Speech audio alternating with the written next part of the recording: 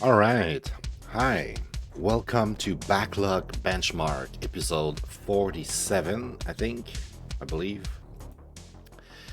We are August 15th, Friday, August 15th, 2025. And today on the menu, we have Saints Row 2, Saints Row the Third, Remastered, Overcooked 2, Perish, and Garfield Lasagna Party. So yeah, we have 5 games in this lineup here. Should, in theory, and I'm gonna explain to you why it's not exactly true, but in theory, this is gonna wrap up the Luna lineup. Why is it not true? Well, every month there is a rotation, so next month we might have a few more titles. But also, if we go in the library here, and if you are a follower of the channel, if you've watched every single episode and you know exactly what we've covered, you can tell by this here that there is one game that we still haven't covered besides the 5 that we have today. And that game is a Ubisoft original, and that's the reason why we won't cover it on Luna. The same way we couldn't do Rainbow Six Siege, we couldn't do it here on Luna.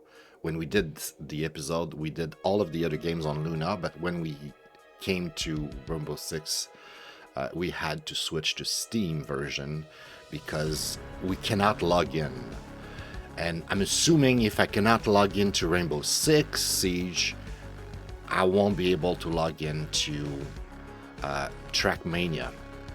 So that's why we're not going to do Trackmania on Luna. We have a lineup somewhere on Steam here. This is tonight's lineup, by the way, guys. I'm really looking forward to it. But at some point, we're gonna do this. In an ideal world, I would record this episode, and right after I would record that, and tonight we would do the other lineup we just saw. But I don't think we're gonna have the time to do 3 episodes today. If I do 2, it's already a lot. So I'm gonna do this episode, right? And this here, Trackmania, it's just, you know that it's coming up in the future, really close future, like episode 50 something. We're gonna cover this.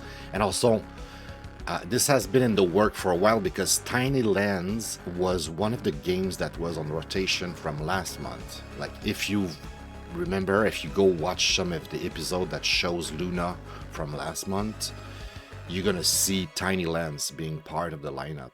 And I was kind of looking forward to present the game because this is a really good game, and this is, for me, a benchmark. This is a template that I compare all the other games to when it comes to, like, this folder is literally called Tiny Lands in my Steam folders.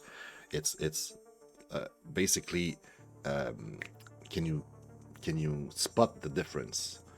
Spot the difference. That's the name of the game, technically speaking. So, like, in my head, it's like, find the 7 differences, because when I was a kid, it was in the newspapers, and the newspaper has this specific format of, like, you had exactly 7 differences, but it's not necessarily 7. Like, it's just like you have 2 pictures and you need to figure out what's the difference between the 2 pictures.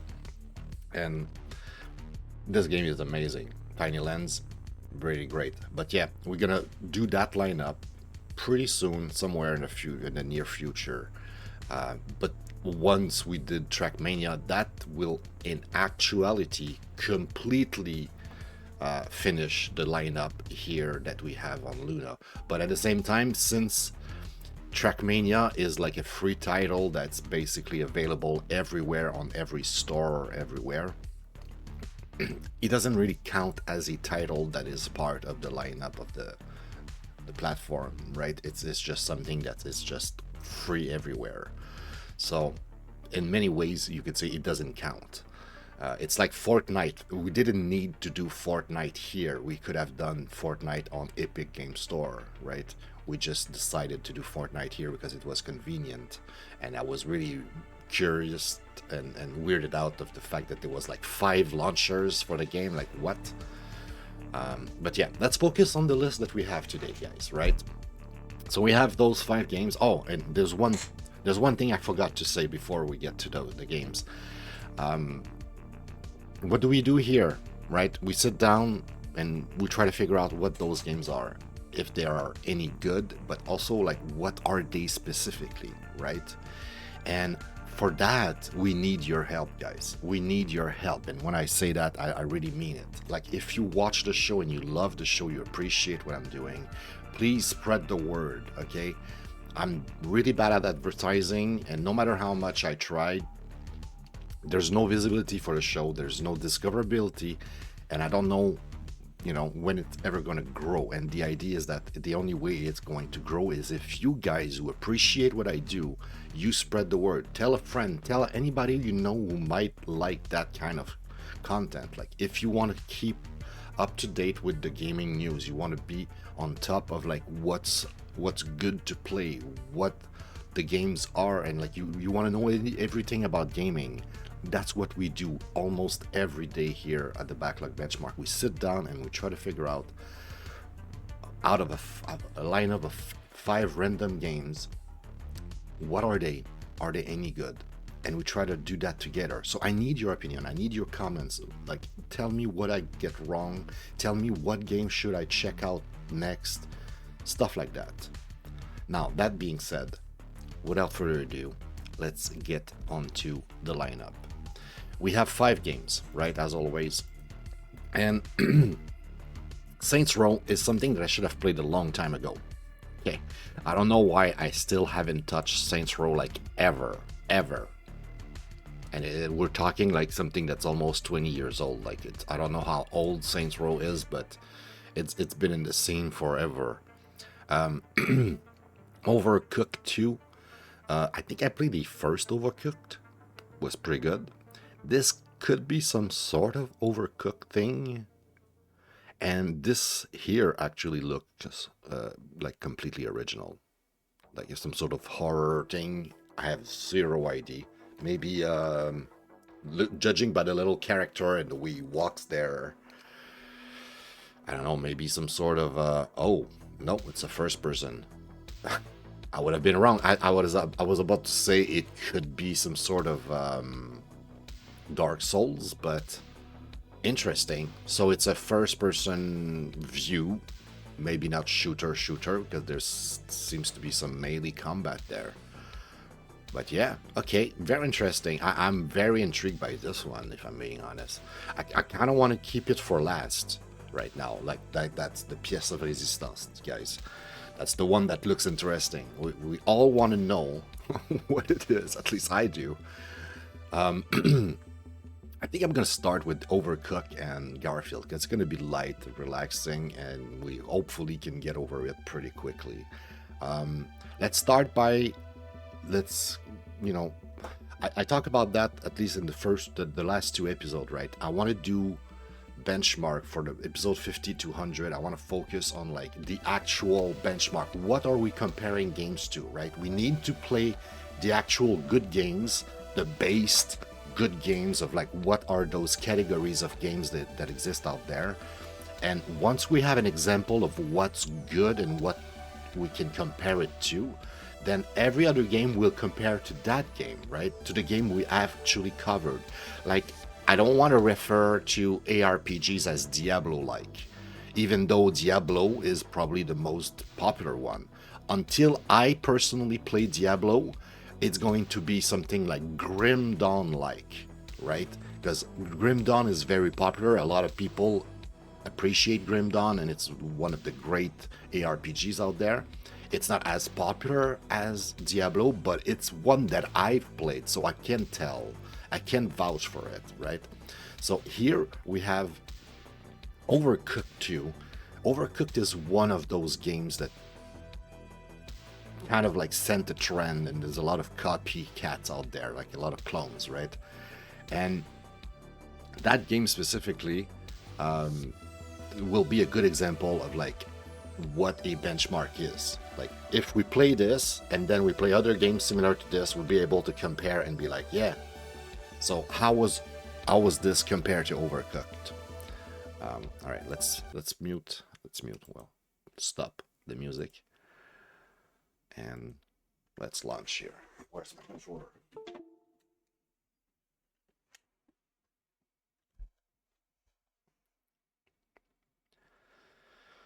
All right, like I said, hopefully this is like a short. You know, the first two lasagna and this should be pretty short because I don't know how much time we're gonna spend on the two Saints Row, but I'm guessing it's gonna get a bit before we get into action with those games, right?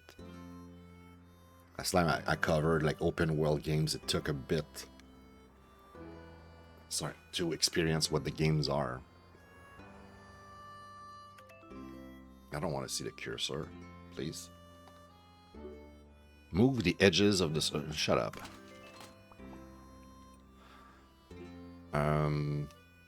Just new game. Tutorial. The following is based on actual events. Only the names, place, and vegetables have been changed or something. Just after tea time. I like the humor already. That's kind of cool. At last. How long have waited for this moment? The trials we've been through to win this noble prize. Look at it, Kevin. Look, the fabled Necronomon Icon.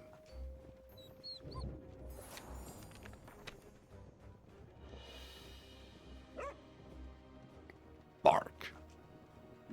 What? Bark. What do you mean it's dangerous? Don't be silly. These books hold the secrets for everlasting culinary greatness. In a large bowl, dissolves the sugar in warm water and then stir in yeast. Sorry guys, I seriously, I just woke up like a few minutes ago. And I realized that I still have the cough, the smoker's morning cough. And I'm sorry about that. I might do a few times. It annoys me when I do that. All right, mix in salt and oil, then mix in the flour. Knead the dough, cover with damp cloth, and allow to rise. He's doing some like bread or some pasta. Oh, yeah, it's doing bread. Rise, ha ha ha ha ha. No, this wasn't supposed to happen. It can't be, it's the unbread. The unbread, yeah. Okay, that's kind of fun. That's kind of funny. So, when do we get to like play the game now? I just want to play the game. Come on. At my best chef, as my best chef, or conveniently the ones that happens to be here, see if you can fend them off. They seem so hungry. Sit to it.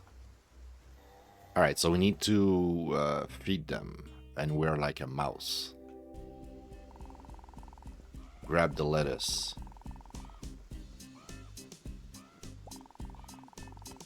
Cut the lettuce. Swapping chefs. That'll be to swap chef, okay? Good work. Now you have to chop the lettuce. You're going to chop the lettuce now, okay? Cool. Now, nice chopping. Now put it on a plate. But you asked me to change. I thought I would be doing something else while he was cutting the lettuce. Okay, excellent. Hurry and serve the dish. That's it. Cut lettuce. Serve receipts. In order to increase.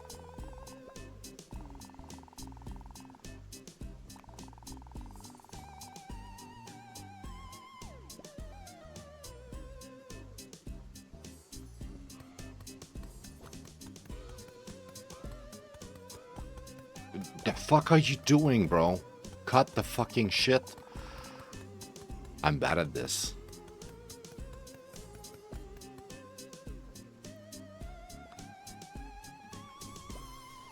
But eventually you can gain time. You can save time by doing it right.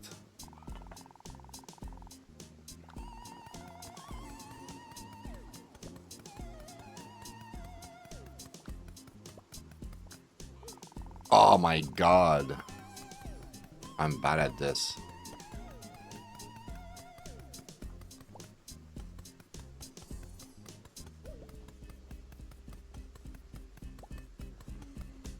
But I feel like I'm gaining a bit of time, you know, not much, but a bit. If I was better with the controls, it would rock, you know. Alright. Nice, nice. We need to keep doing that for how long now? A minute? That's it? They're not telling anything, they're just like...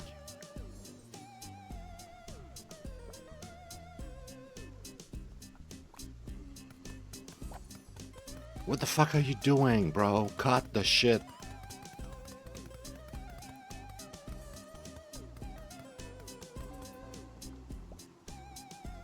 Quick, quick, quick.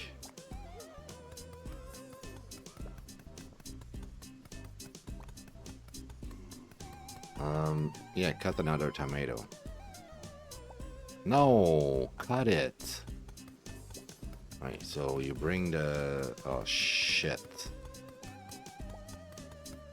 Why is there only one plate?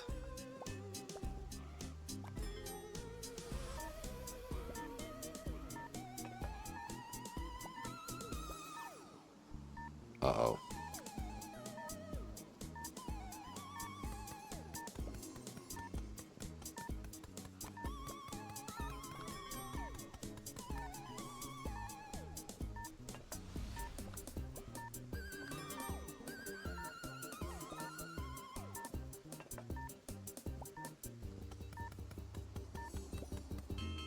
Damn, bro. Okay. You know, we did what we could. And then I remember yesterday I said at the second stream, like, I guess it's like the hour of the day that has an impact on the pollen. No, no, the pollen is tickling my nose right now.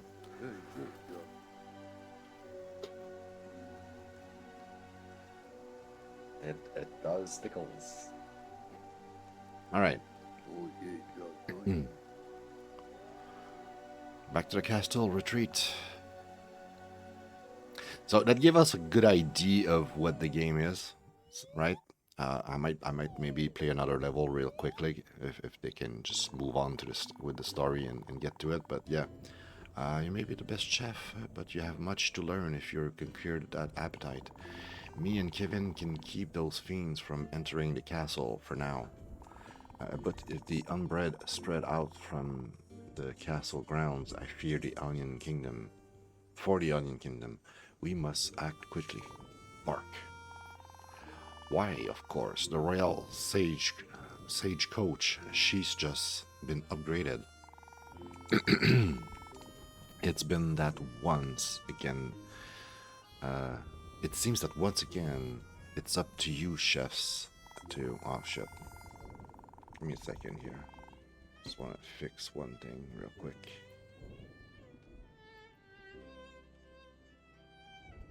Okay, now I see that.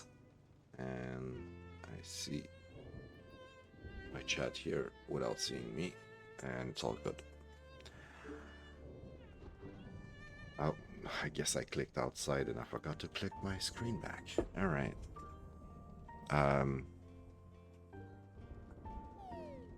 Let's move out.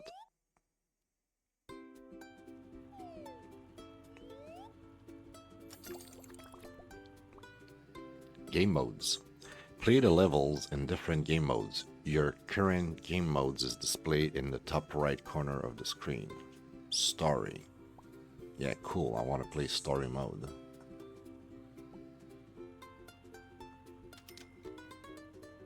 Okay, let's go. Well, I want to have a better idea of like past the tutorial, right? An actual level.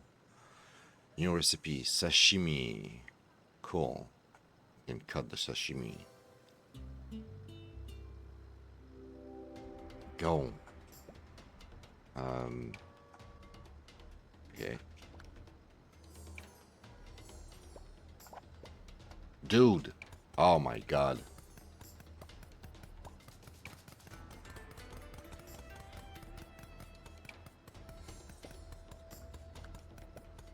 Where do I put this? Here.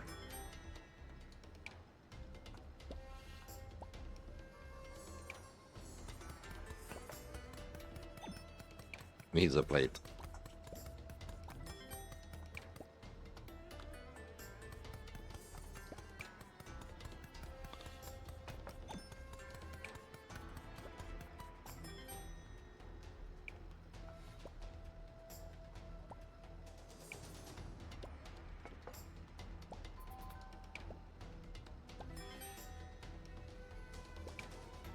No. Put that back.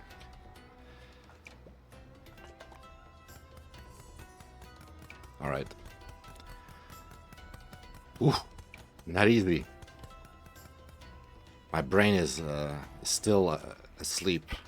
And I'm like, wake up, come on, bro. No, not this one, the other one. Faster, faster, faster. The fuck? The what? What am I doing with this?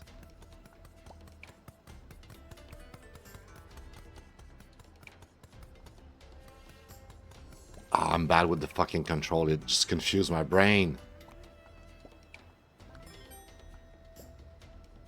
Oh boy.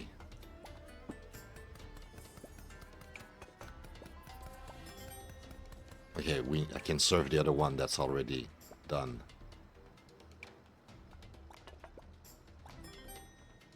Do that. Okay, I think I'm coming back. I'm coming back. Need a plate. What happened to the one that I just did?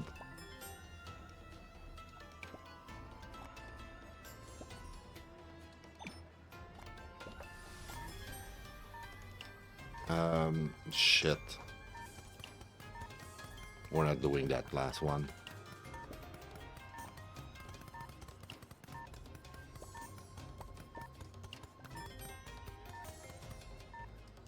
Finish, you stupid. What are you doing? Another? What do you mean? There's no end to this? Oh boy. You know what?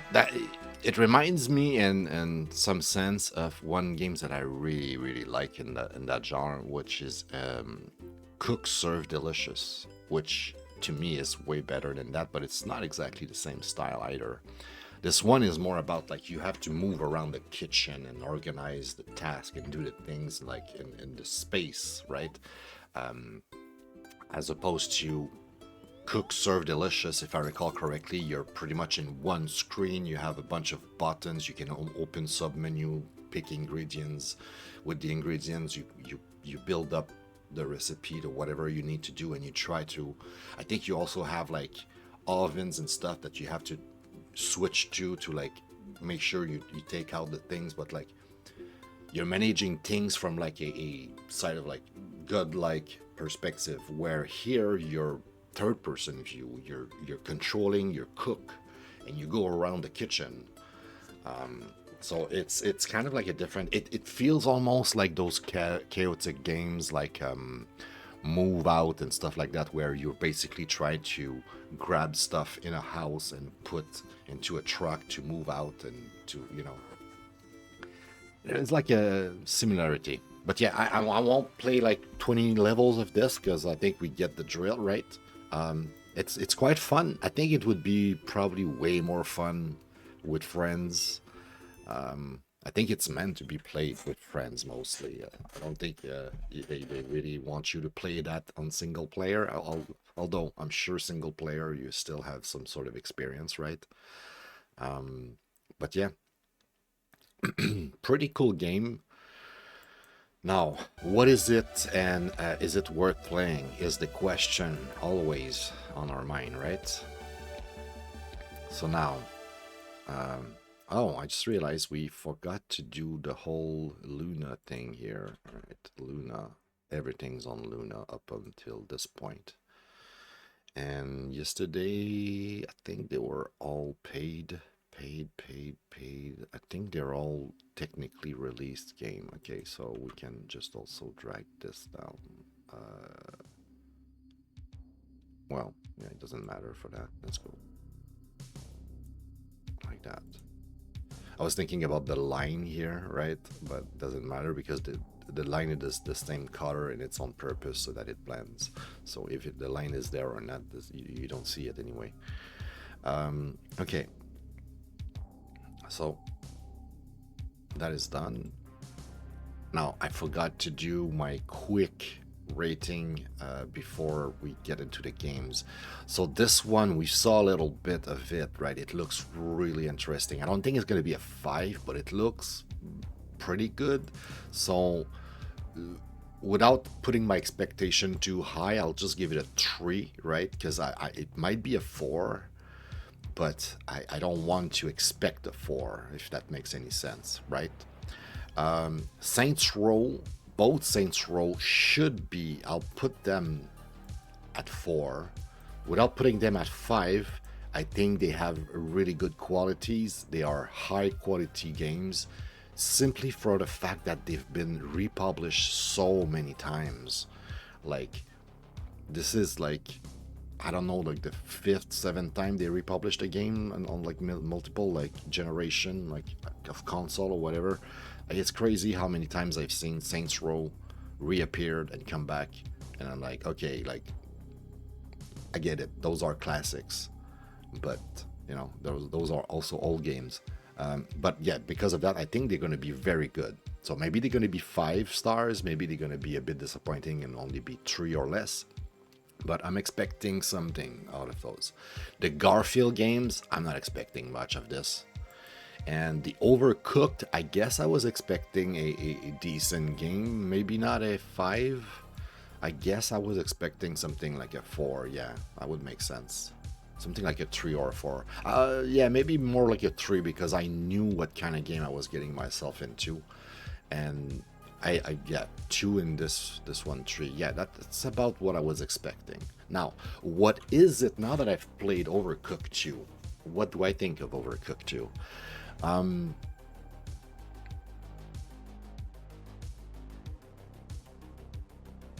It's very mid. It's not bad. I feel like the problem here, besides the fact that I need to wake up. I should have taken like an hour, a good hour, take the time to eat something, maybe go for a walk before I recorded this.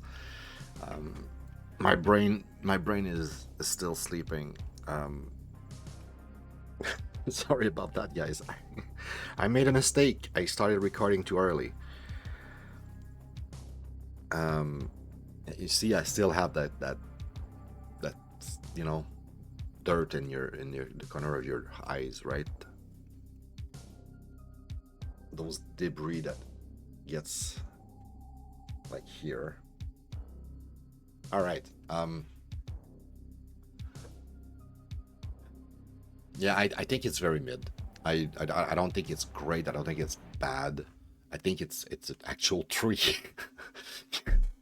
Yeah, I think that's what it is. I don't know, because like if you play with multiplayers, right? If you play it in the context that it's supposed to be played, I'm sure it's going to be a very cool game. Maybe not a 5 out of 5 experience, but most likely something like a 4. Solo. Okay, let me put it this way, okay? I'll give it a 4 objectively, but subjectively, I'm more like a 3, right? That's how I feel, but I feel like I'm unfair to the game when I'm judging it based on how I feel, because this is not for me. This is not a game made for me. but I can appreciate the quality of the game, and I can see that if I had friends that would like, hey, do you want to play Overcooked? Because that happens when I was working. I remember playing with some friends Overcooked. I don't think it was the second one, I think it was the first one. But regardless, I remember playing with friends, co-workers, and it was fun. Like, we had a really good time, but then again, any game could be fun with friends. And that's probably also why I'm thinking it's kind of mid. Because when you're not playing with friends, is it really a 4? Is it really a 4 when you play solo? I'm not sure. I feel maybe I'm too generous here. Okay, let me add the line. I'm probably gonna have to. Oh no, really? It's still nice. Okay. Did I like it? Yeah, it was kind of fun. But am I more indifferent than liking it? I think I am. I think I'm kind of indifferent.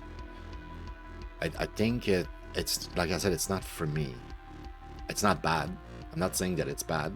I'm just saying it's not for me. Is it business management? Oh, jeez, dude. I don't know.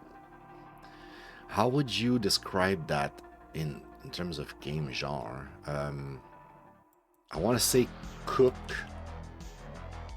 serve delicious is not there. Interesting. Is overcook? Overcooked is there. Well, I guess it's a circular definition, right? But overcook is like overcooked, okay? Come on.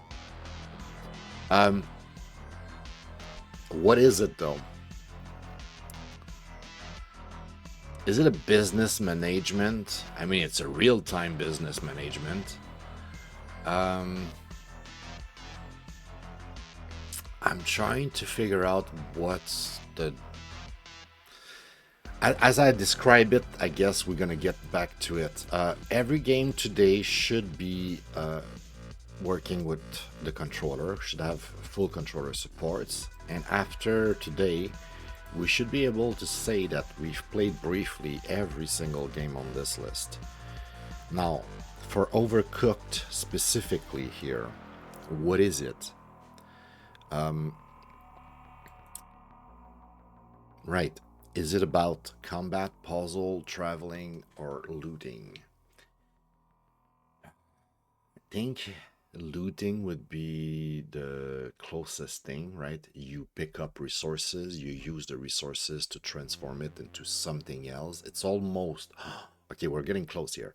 It's almost like a survival crafting game, right? Because you're crafting things. You're taking things, you're crafting things, and then you're putting the things that you've crafted out, which is very much like automation, survival crafting. Like we had some sort of like how to say that?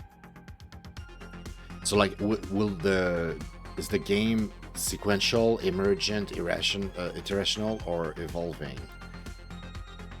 Good question. It's kind of all of it, because you unlock the levels one by one, so it's sequential. It's emergent because in each level you're kind of like free to handle a task whatever way you want, right? In which order you want, in a way. Iterational because the game is meant to be played over and over again to try to achieve a better score with your friends and stuff. And it's an evolving game too, because the looting that you do, you pick up the things and you craft with it, and then I don't know if you remember, but in the second scene after the tutorial, the first actual stage we had 4 plates distributed on the table in the middle. But once we used and picked up those 4 plates, there were no longer any plates in the middle. If there was a player to put more plates in the middle to help, that could have, help. But like, what I'm trying to say is that the stage itself evolved over time, right? During the time we played, the world sort of like evolved.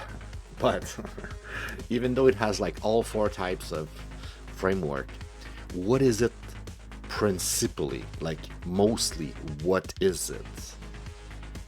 I want to say it must be iterational, right? It's almost like a sport. It's meant to be a party game that you play over and over. My foot is way too dry. I don't know what's up. My skin is itchy. Sorry. Uh, I'm. What is it?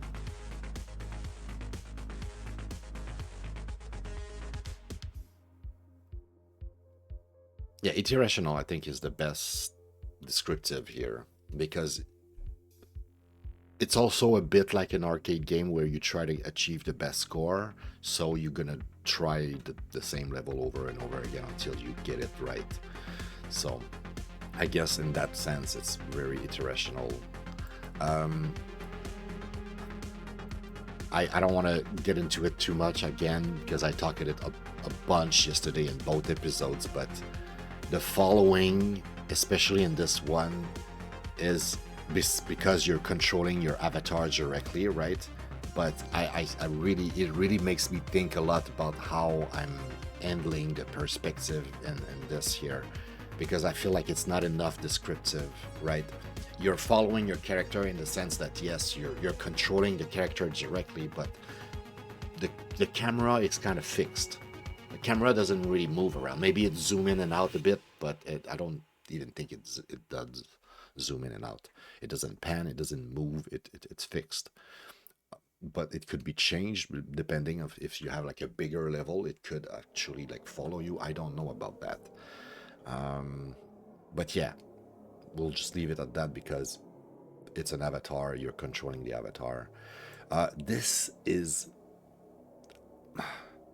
I don't know if there's competition. I don't know if you can go like 2 against 2 or if it's always like cooperative. I want to say it's cooperative.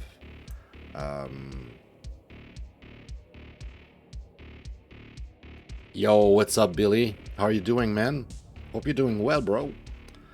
Yeah, I want to say it's cooperative. I don't think it's competitive.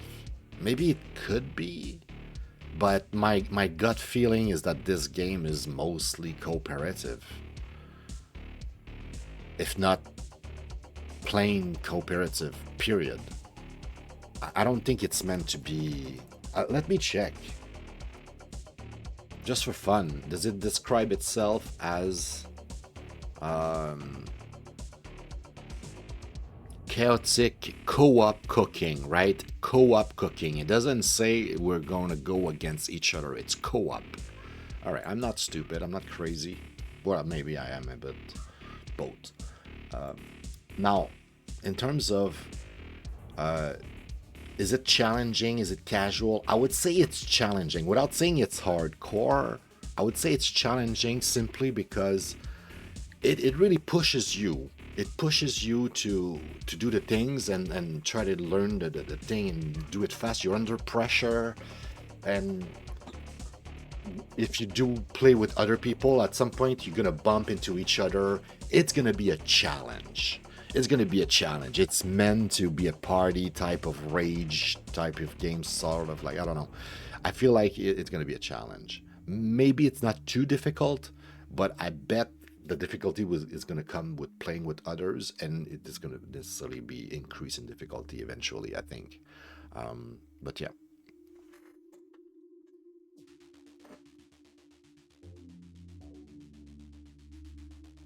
It's a mess. It's a mess. Single player, it's not bad, but it's not super. It's not great. I almost give it like a bad score, honestly. I was like, I don't want to give it a bad score because of that, right? Because like I want to judge it for what it is, and not what I want it to be, so to speak, right? 15.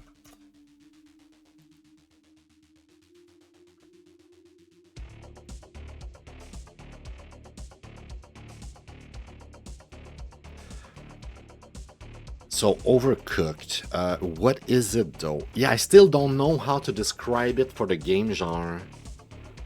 I'm not sure. It's not survival crafting, right? Even though you're crafting things, It's not exactly survival crafting. It's almost some sort of automation game, but it's not that either. Maybe do I have cooking? Do I have simply cooking as a no couch co-op? No. Well, couch co-op. Okay, I have couch co-op as a game genre for some reason. Cooking game, party game.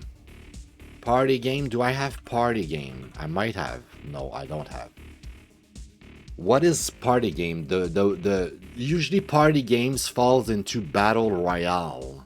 A lot of party games are actual battle royale. So that's how I classify most of them.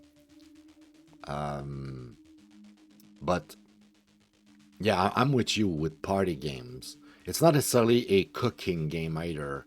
I think couch co-op is the one that I used last time.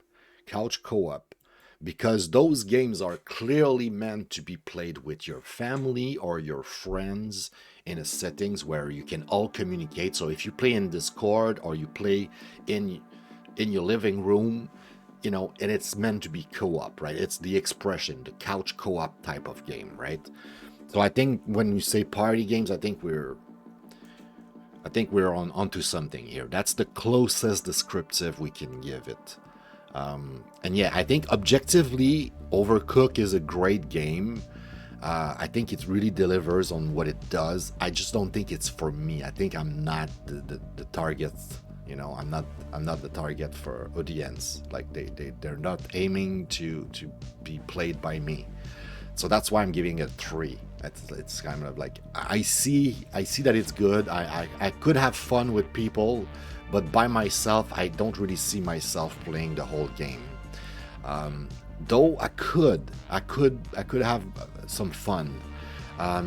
It reminds me of the game that last time we had that was couch co-op. Can I see it, couch co-op? Just looking for couch co-op like that.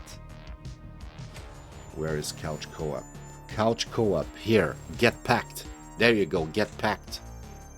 That's the one where you move out of a house, like you grab stuff and you try to put them in the truck, and it's like kind of awkward how you pick up stuff, and when you play with other people it gets like chaotic. It's a party game. It's meant to be played with your friends and have a party and get drunk or some shit and just goof around. So yeah, good game, but just not for me.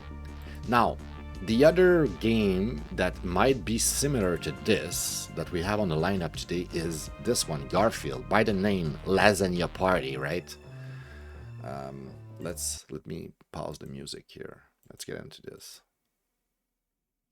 So is it going to be the same? And since we played Overcooked first, right? That was kind of the plan. We have something to compare it to. Is it going to be better? Is it going to be the same? Is it going to be a completely different game? Judging by this looks like there's like some sort of board, like it's a board game.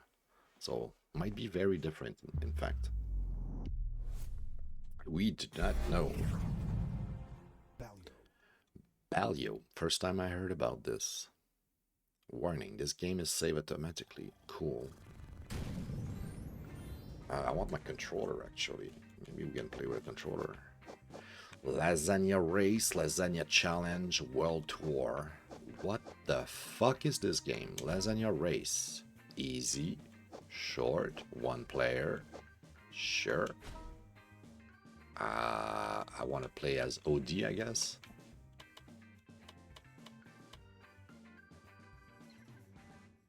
RLN and normal.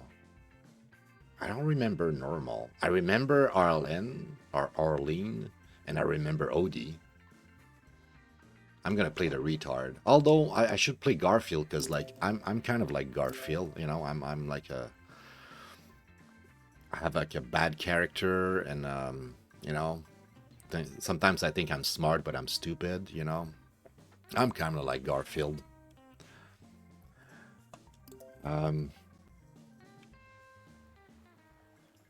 Let's go. Lasagna Race.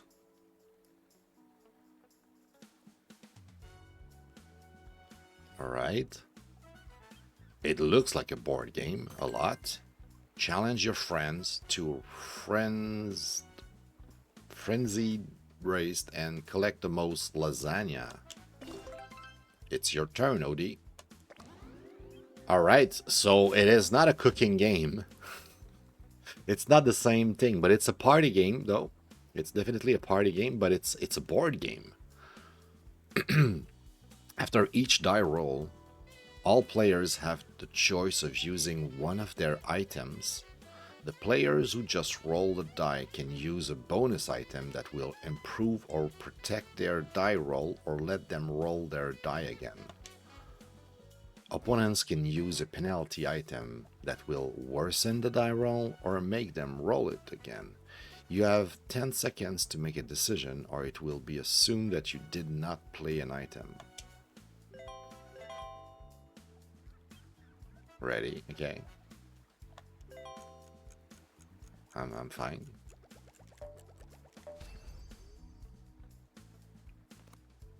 Event cards provide a bonus to all players or a penalty to all your opponents. Chance cards provide a bonus or penalty only for you. If you have 4 coins or fewer, your coins doubles. I think we don't have any coins. Other players have coins, so it's gonna double everybody's, or is it, or was this one just for me or for everyone? That's the question. 0 coins. I guess it was just for me because nobody else got coins. Okay. What path do you want to take? I don't know.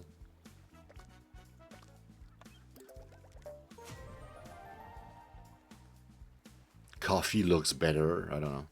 You just receive a super die, which you will have to roll on your next turn. This die's number are between 5 and 10.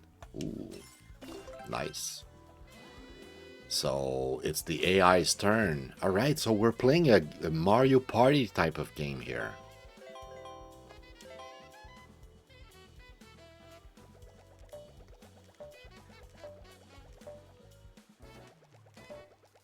I want to call that a board game, but it could be another couch co-op game. Like it's just, yeah, it looks like a board game, but makes me wonder how I classify my games right now on Steam, right? Because I have a folder for board games, and I have a folder for what we could call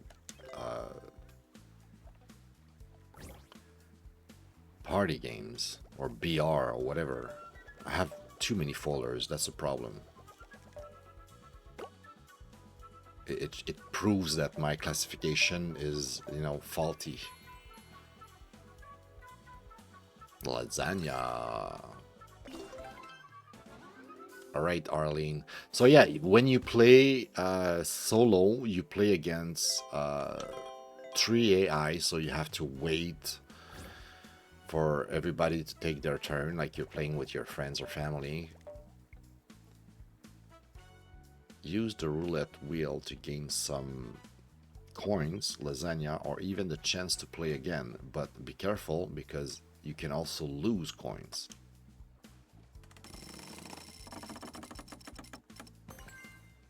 Yes, they gain some coins.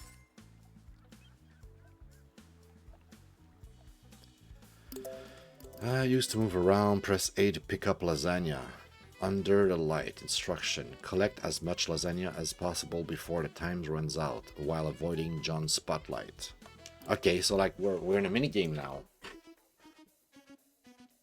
It really is like Mario Party. I'm gonna make a category like Mario Party. Couch co-op like Mario Party.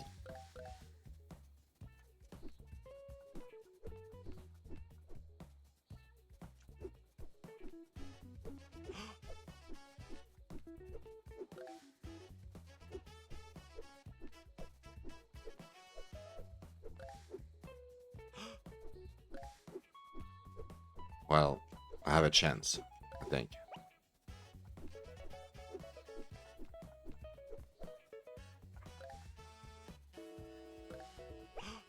Uh-oh.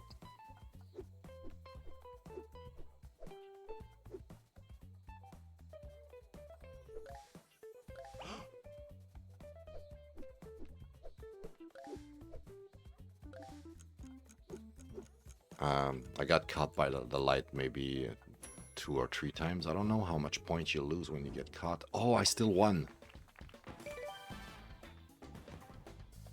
All right. Once again, is it a game for me? No, not really.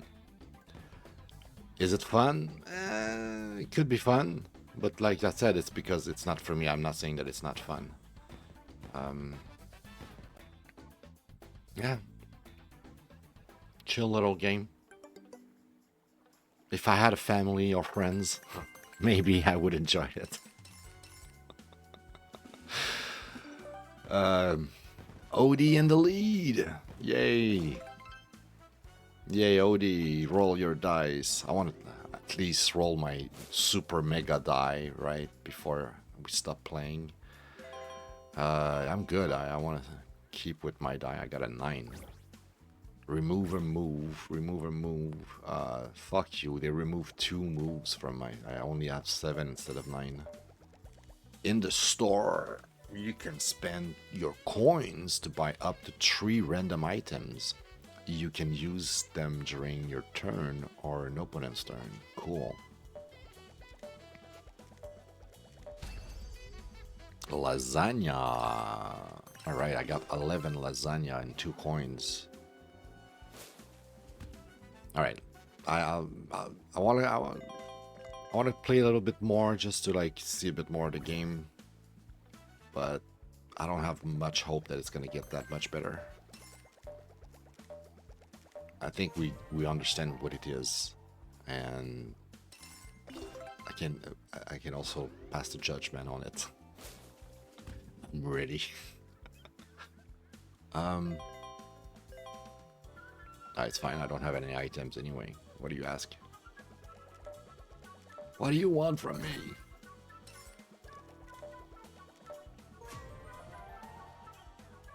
He rolls again.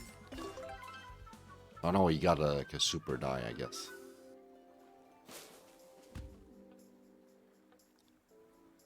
I can't do anything.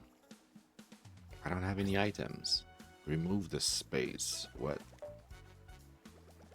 Oh wow, she really is behind us.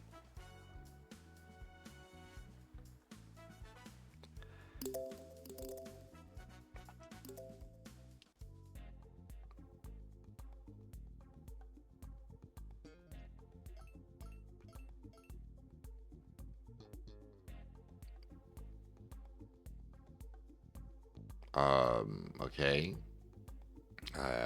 Sure.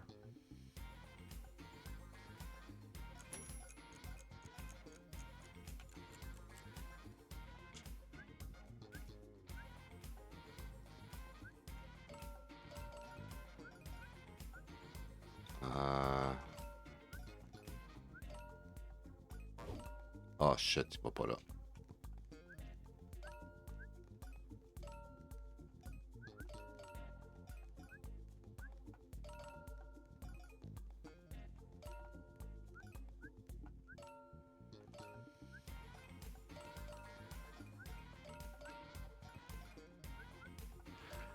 All right. What is it? Is it any good? It's not bad, but it's very I want to say niche. It's like it's not something you want to play every day. It's very like it's circumstantial. Like if you have friends home or whatever, you have kids, you want to party games, that's your game maybe. It's not for me. I can't pretend to like this. But it's not bad. Would I rather play that or Overcooked? I think this is kind of fun. I don't know which one would be more fun long term. Probably Overcooked because it's more like an actual game that like has a structure. It's like this is more like a random a bunch of random stuff, and it's like you roll dice. It's like a board game. So I don't know. It's kind of meh. Okay, do I roll my die again, or is it because I'm pretty much OD in the land. All right, okay, I want to do my turn, and that's it. Let's go. 6. I'm having a decent time. Okay, I'm not gonna lie. I'm having a decent time. I don't know what the fish does. I don't want to use the fish. I don't know. Let's go there.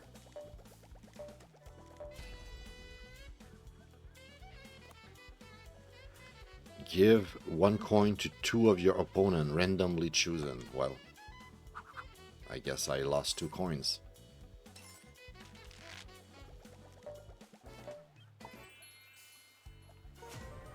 And we get the mega die, and we are like in the front of the pack, so maybe we would have won this game.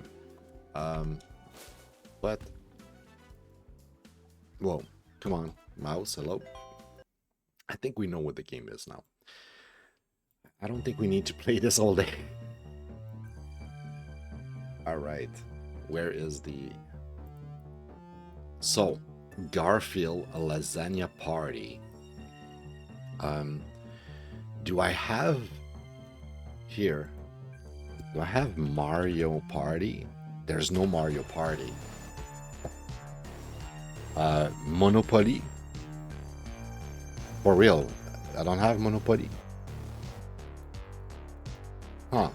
Well, it feels like Mario Party, and for now, I think I'm just gonna kind of be lazy, so to speak, and I'm just gonna describe it like that. It's a Mario Party. And I say lazy. I don't know if it's lazy. It's kind of accurate, right? But what is it specifically exactly? I'm not sure, but I think if I describe it as a Mario Party game, I think anybody would understand. So that's why I'm choosing that. Mario Party. And I'll... Board game. I have board games, right? Yeah, board game. I think it's a board game like Mario Party, because there's board games, but there's also board games like Mario Party, if that makes any sense. I don't know why I don't have Monopoly. They should have... I should have Monopoly. That doesn't make any sense. I have board games, but I don't have Monopoly. Or maybe I had chess or something. I don't know. I don't know what we've and what we've played so far. What would have been a board game? I don't remember now.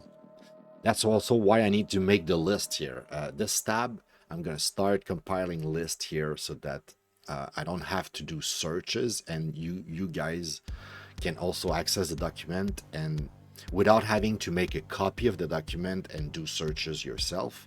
You'll have the result for a bunch of category here. Like, it's gonna just display a list of like, here's all the 5 stars, you know, or actually for all of the rating, we're gonna have the list of all the rating, and like we're gonna have a list of all the games we've benchmarked alphabetically, you know, classified, all that kind of stuff. Like, we're gonna have like a bunch of information on this page.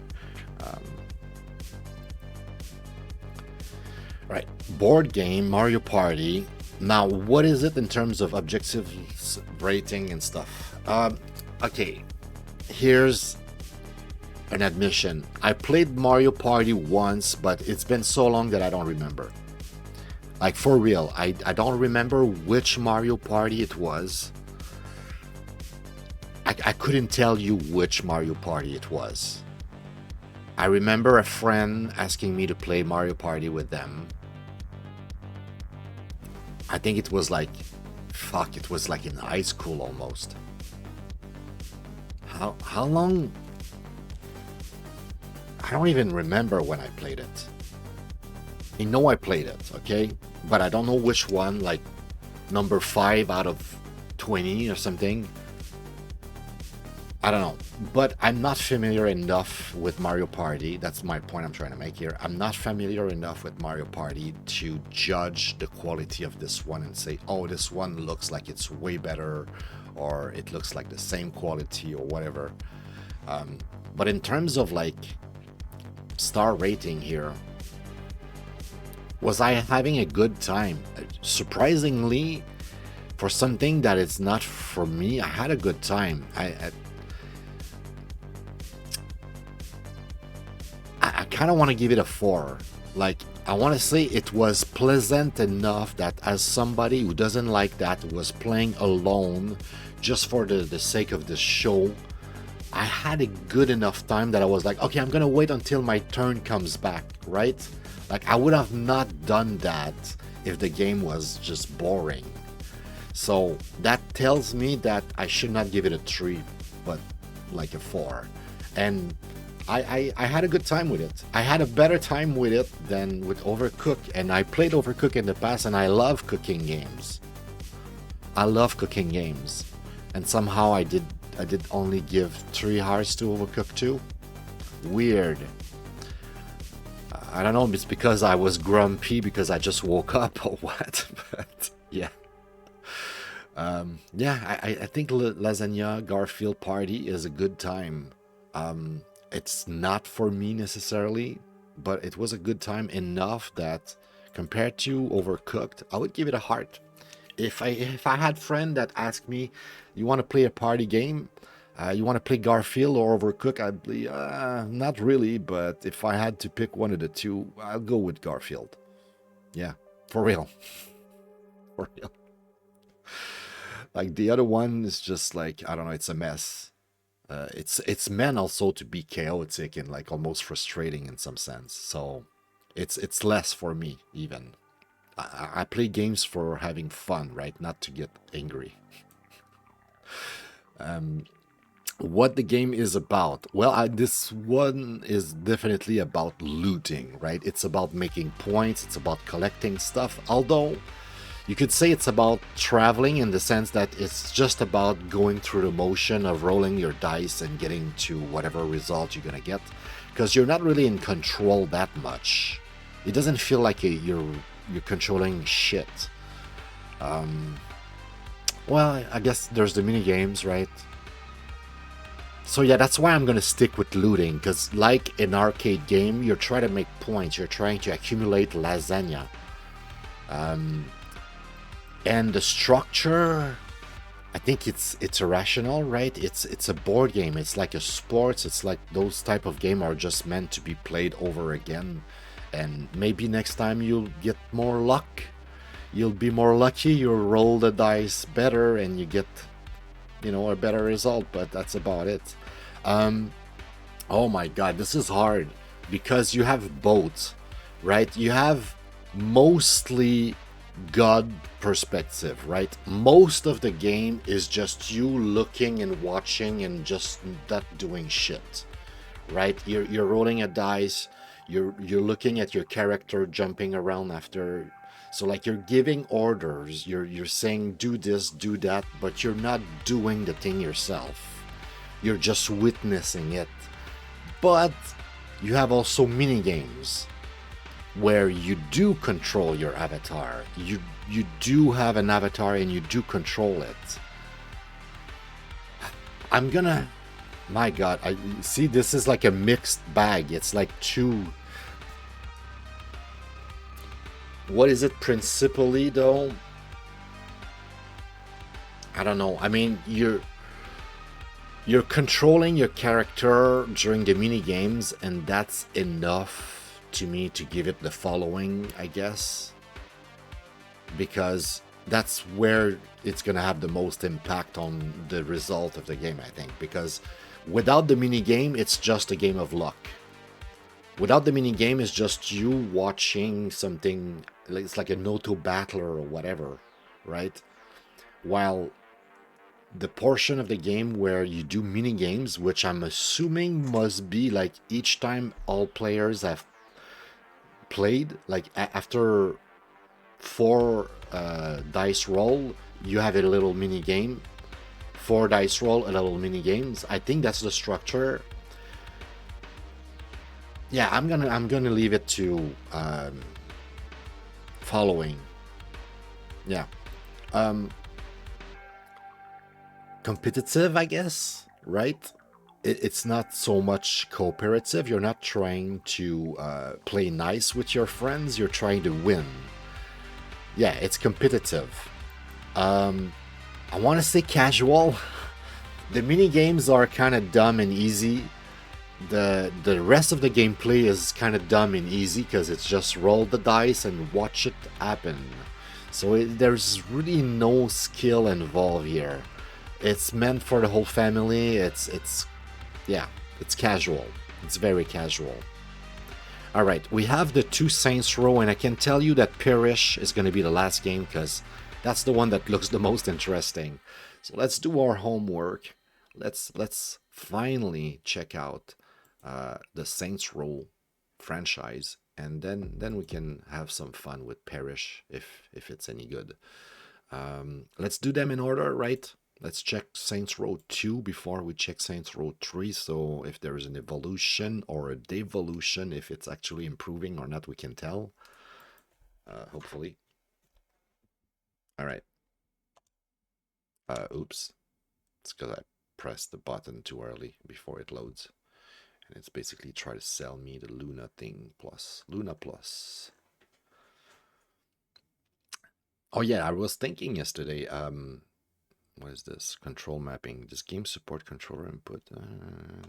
Good, sure. I have GeForce Now listed as one of the platform, but GeForce Now is just a cloud service for your Steam library. So I was thinking, I'm not sure we're gonna have to do GeForce Now as a platform per se. I'm gonna try to do some research to see if they have like exclusive title on GeForce Now that you cannot find anywhere else, but I doubt it.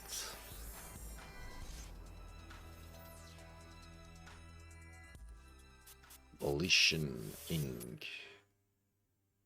Powered by GameSpy. And I have a neighbor that decided to mow their lawn right now. I really hope you guys don't hear it. And if my microphone cuts the sound, hopefully it doesn't get bad because of it. But, you know, since it's pretty far, I don't think it impacts like the bass cuts. Oh, I lost my headphone there. Oh, I lost it. Let's see if it comes back. Hello? Did it broke? For real? For real? No way.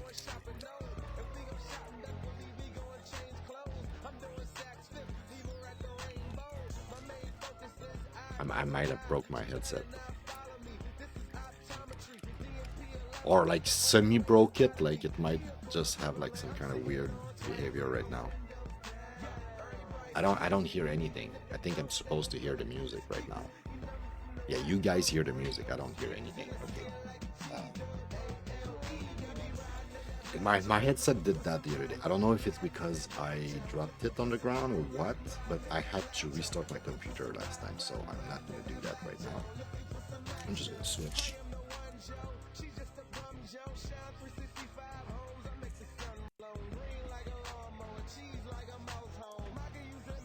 Okay. For you, it still works. You still have audio. And now I do have audio too. So we're both in business. All right. New game. Casual, hardcore, normal. All right. So it's balanced in terms of difficulty because we have all the difficulty available, right? All right. I like Grand Theft Auto. We need to play Grand Theft Auto ASAP so we can compare all the other games to Grand Theft Auto, right? We need to learn what it is. You're shitting me. Come see for yourself. How long has it been? Years. I stopped keeping track a while ago. Can't believe it's been that long. Time flies when you're watching someone breathe through a tube. How's the family? My wife's cheating on me with an altar exec, and my daughter sits in her room listening to Aisha albums all day. Oh, for a dead woman, she sure releases a lot of records. No shit. God, that was a hell of a year. Alderman Hughes, Mayor Winslow, Aisha, Chief Monroe. All murdered by that asshole who's been sitting in intensive care on taxpayers' money. Boy said he wouldn't pull the plug.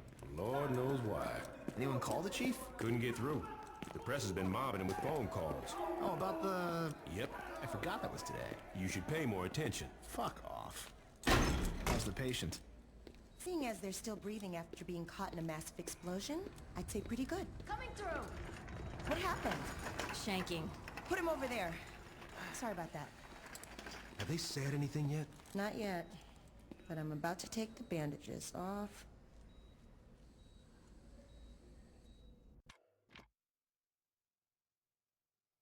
Okay, so that's us. I do not care. Let's just start the game.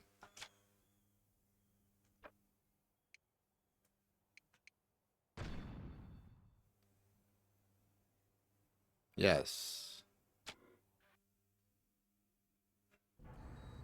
Yes. That looks We'll like a take pretty that nice character. It's fine. We just want to experience the Be game. careful, Doctor. Your patient's dangerous. You got anything you want to say to the judge, you better start thinking of it now. You're wasting your time. Let's get a hold of Troy. Hey, is it really you? Do I know you? My brother was in the Saints and he told me all about you. Listen, we gotta get you out of here. Well, I'm sure if we ask nicely. I know a way out. Yeah? Then why are you still here? I heard you were in here and I wanted to bust you out. Getting out of here's a two-man job and no one else will give it a try. You really expect me to trust some guy I don't even know? Come on, I just got myself shanked so I could get a chance to talk to you. Doesn't that show I'm loyal? It shows that you're dumb enough to let yourself get stabbed. I'm trying to help you. You know what I got the last time I trusted someone? Blown the fuck up. You need me. The hell I do? I got the Saints. Sure you do. What's that supposed to mean? How long do you think you've been out? Man, I don't know, man. 2 or 3 weeks? Look, I know you think you're a badass, but do you even know where you're at? Without me, you'll be wandering around the prison for hours. Even if you manage to hide from the guards that long, and if you actually figure out how to make it outside these walls, you're just gonna find out that you're sitting on a goddamn island. And I'm pretty sure you can't outswim the Coast Guard. You got a boat stashed here? No, but I know where we're gonna steal one. Alright, let's get out of here.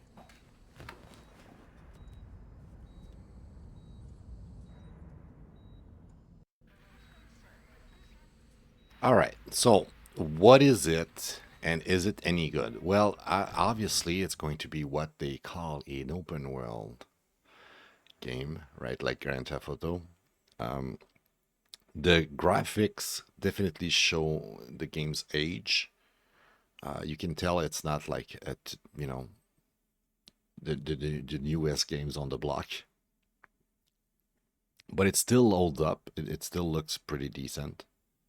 And I like the production quality so far. I like the whole like cinematic, feel, and you're like watching a movie. I like those kind of games a lot.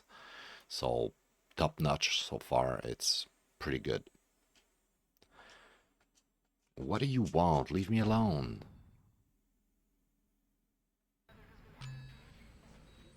Kill the doctor. Kill the doctor. You start the game. That's the first thing you do. You haven't done anything. You cannot even like choose to not kill people. It's okay. How hard is it to get out of my way? I thought you were supposed to be some You messing with the wrong gang.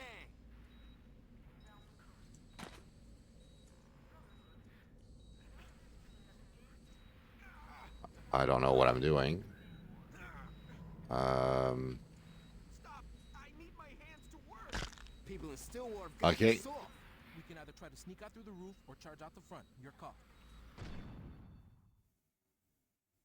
Decide whether to play the tutorial or blast your way out of prison. I guess I'll play the tutorial. I have no idea what I'm doing, guys.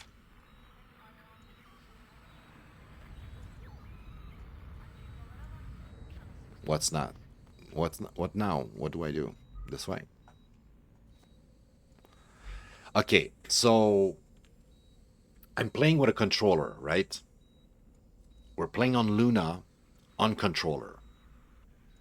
I don't know if I play on Steam or other places if I would still have the, you know, keyboard prompts.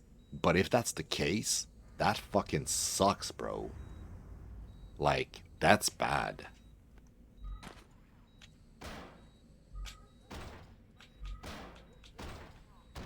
Is that supposed to be E?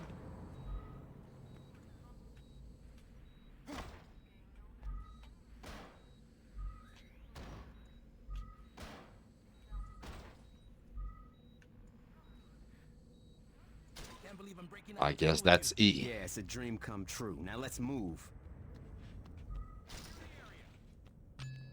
Keep trying, douchebag. We ain't going out without a fight.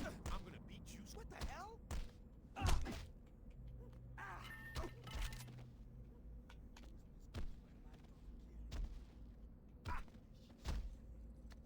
Follow me. I know the way out. Worth my time. Okay. Think he's not moving anymore, Bo. So where is he? Okay, we gotta climb these pipes up to the roof. It's not. Oh boy. The controls are really bad. So, do you remember my brother? Isn't tough guy wore purple? Sure.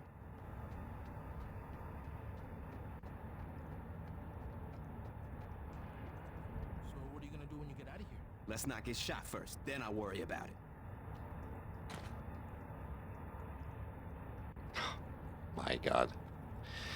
I got lucky with my guess for what would be crouch.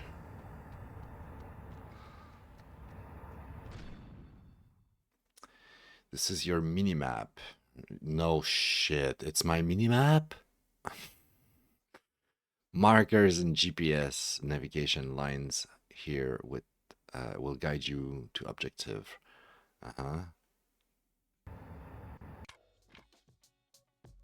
Objective, follow Carlos up the roof. Take their gun.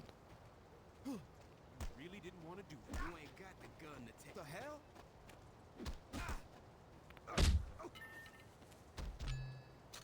I really don't like the controls.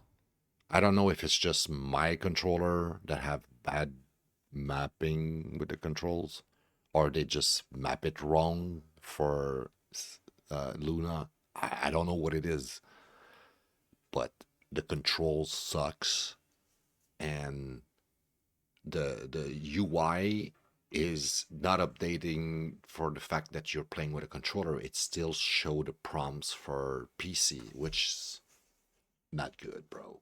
There's no excuse for that.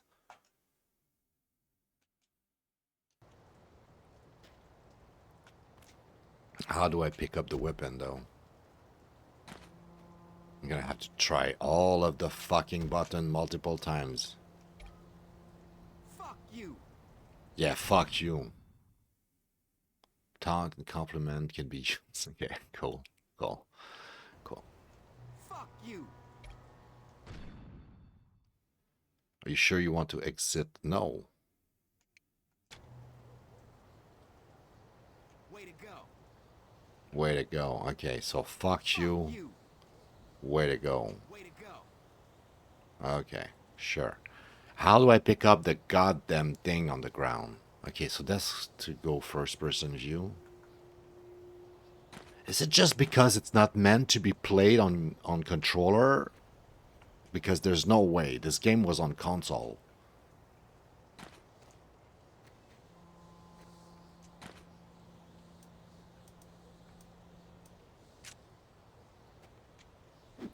Like, why do they... I already have one. That's probably why I cannot pick it up.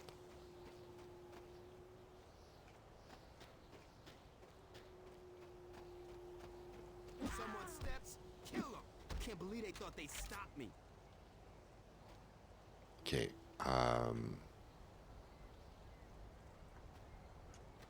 what button was it? Okay. Fire gun. I don't know what is supposed to be left or right click. Shut up. Okay, that's just not what you want to do. But at least that shoots. Okay, cool. The front door wouldn't have been such a bad idea after all, huh? And yeah, one gunshot and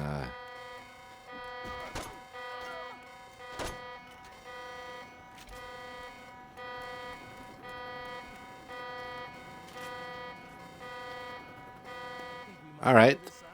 Glad you have so much faith in your plan.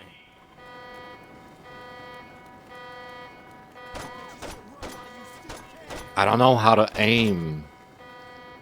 Oh, okay, yeah, first person view. Oops, I shot my friend. I'm sorry, bro. Don't hold it against me.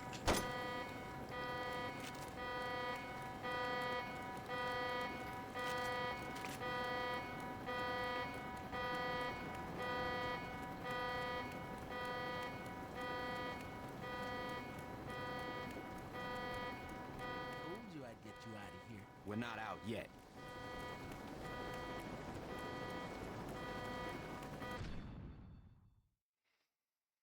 Fine aim. Oh, yeah, sure. No, I got that already. You don't have to tell me. Thank you very much.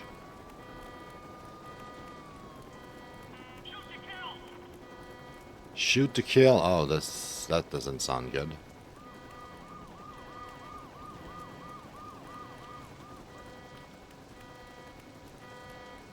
our way down, we can get to the docks and take a boat off this fucking island. To sprint. Sure. Oh, okay. We can sprint. The docks? Where's the docks? I think we're going the wrong way, right? That doesn't look like the docks. Is that the docks? I don't think so.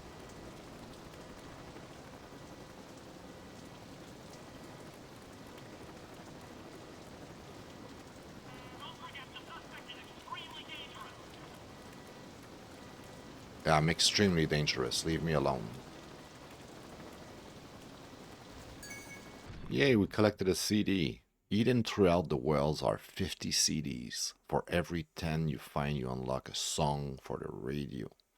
For your radio playlist editor. Oh, interesting. That's kind of cool. You're about to abandon one of your followers. What?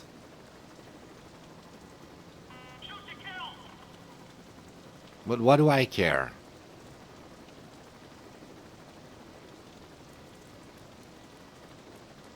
Oh boy. Alright, so what is it? Is it any good? It's not bad. It shows its age though. And right now, because of the controls and how it works on Luna and with my controls or whatever, it just feels kind of wrong a bit. Like the controls are not great. But it's playable. And besides my complaints with the controls and the UI being outdated, you know, the game itself seems really good.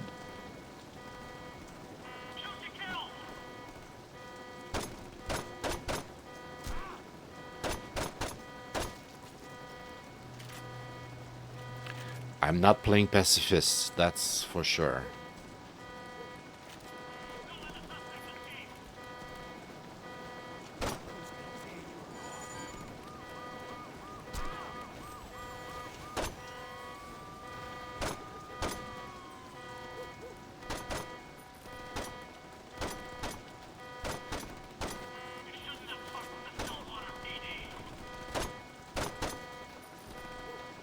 Damn, this is crazy.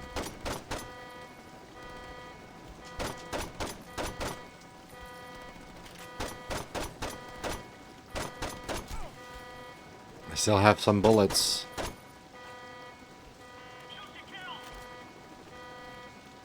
Let's get the fuck out of here. Oh my god, what's the... Oh boy, the controls, once again, the controls are horrendous. I hate it. Okay, we're not going the right direction right now.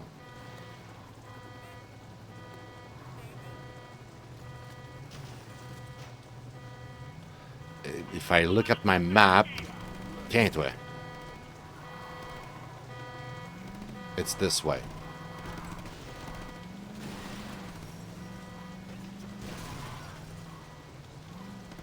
It's this way. Out of the car and on the pavement. You bitch. I think you're dead already, just to be sure.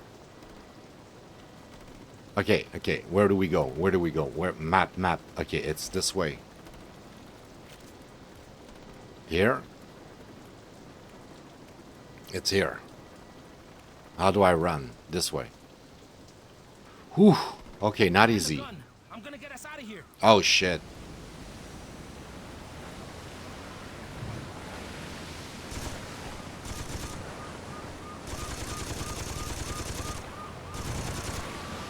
Those bitches off us.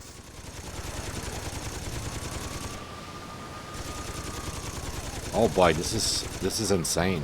Almost home free, baby.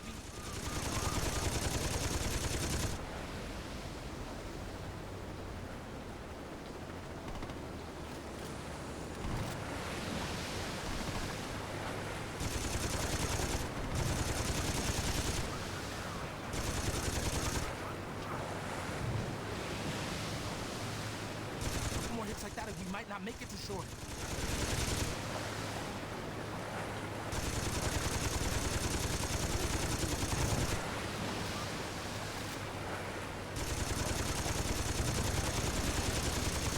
Don't let him catch us.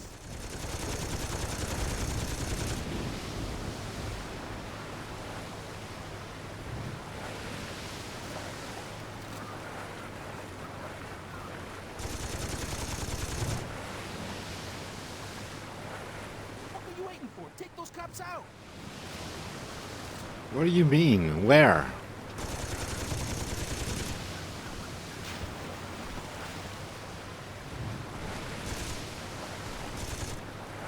Oh wow. Okay. Where are they?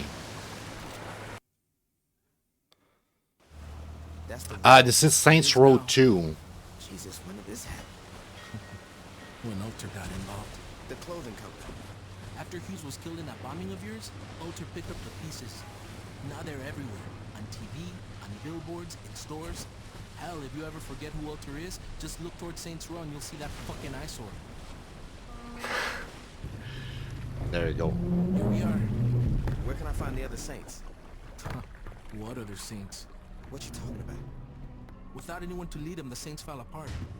Once the Brotherhood, Ronin, and Samdi showed up, the few that were left dropped their flags before they got killed. Well, that's fucking great. Look, I know you didn't ask for it, but my advice is to just keep your head down. The cops are looking for you and a lot's changed. I say you just go buy a beer and soak up as much information as you can. Thanks, Carlos. Anytime.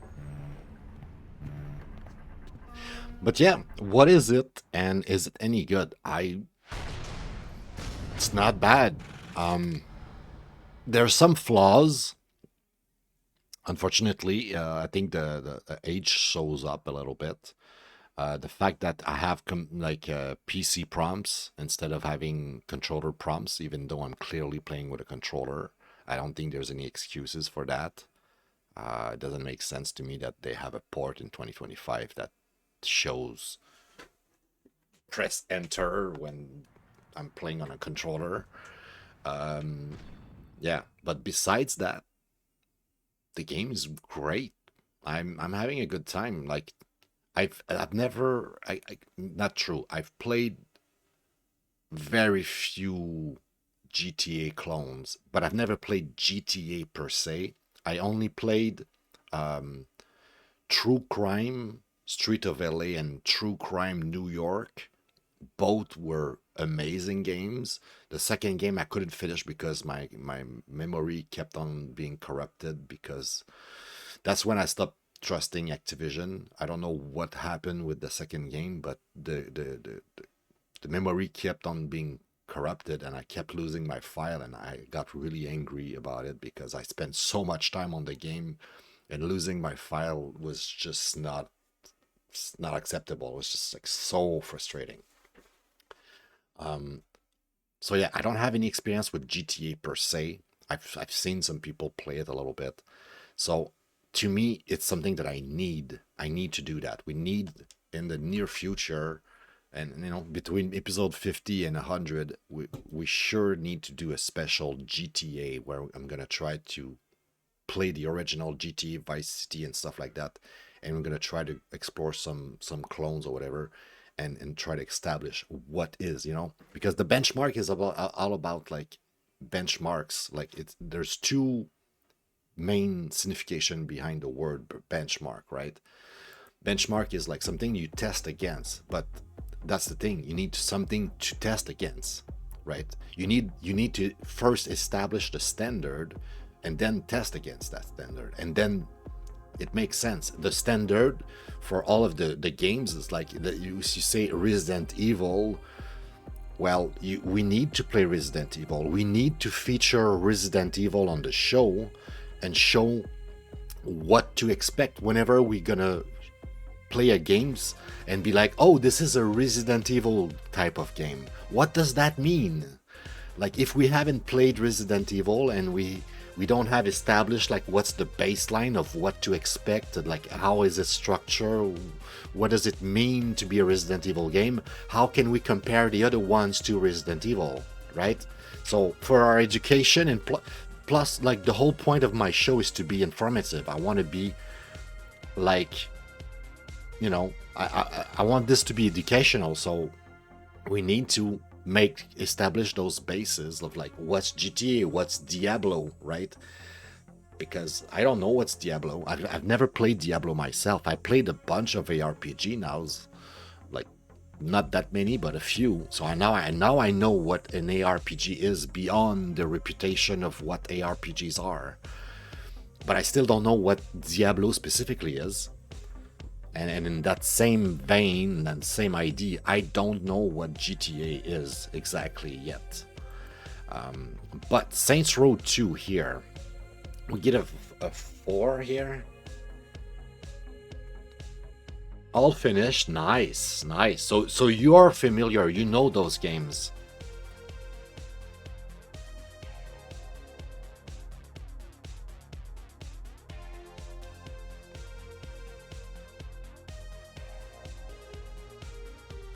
Maybe you'll play 6. 5 close to finish.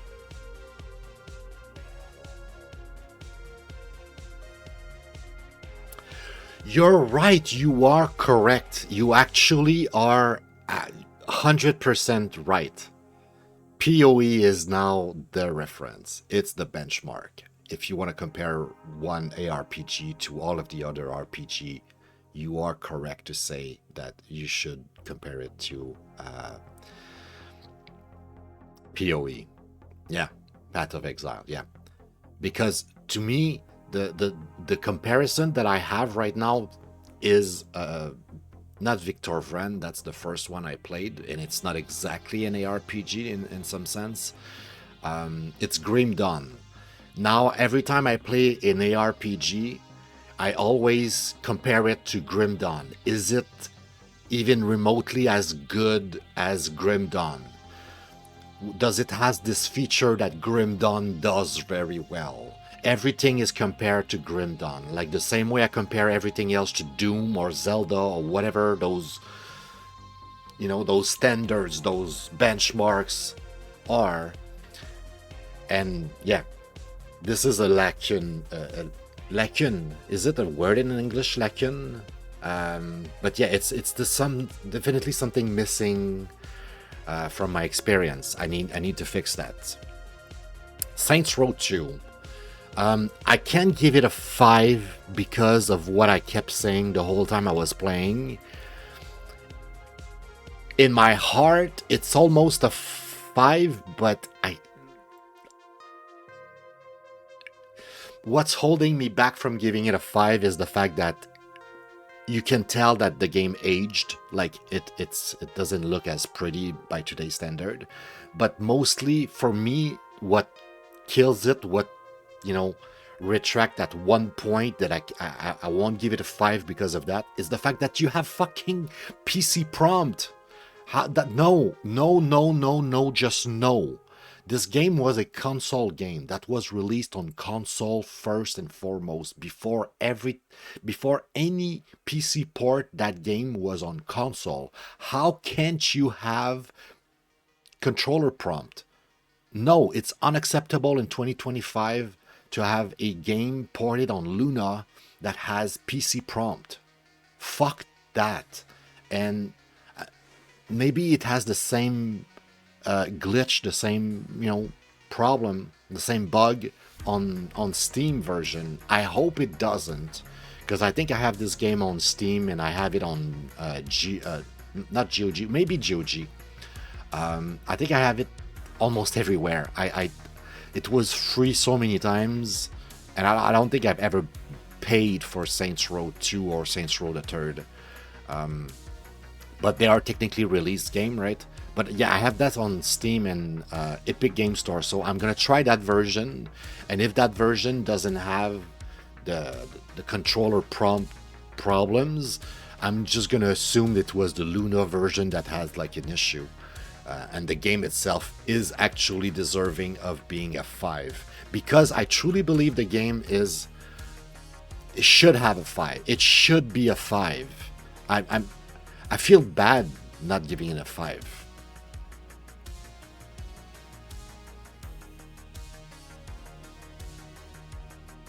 Yeah. I feel bad. I feel like I'm wrong. If I'm wrong, guys, leave me a comment. Tell me how wrong I am. But yeah, I think it's unacceptable to have PC prompt when you play with a controller. Open world GTA, open world, right? Open world GTA. And we're gonna assume that the next game is also going to be open world GTA, right?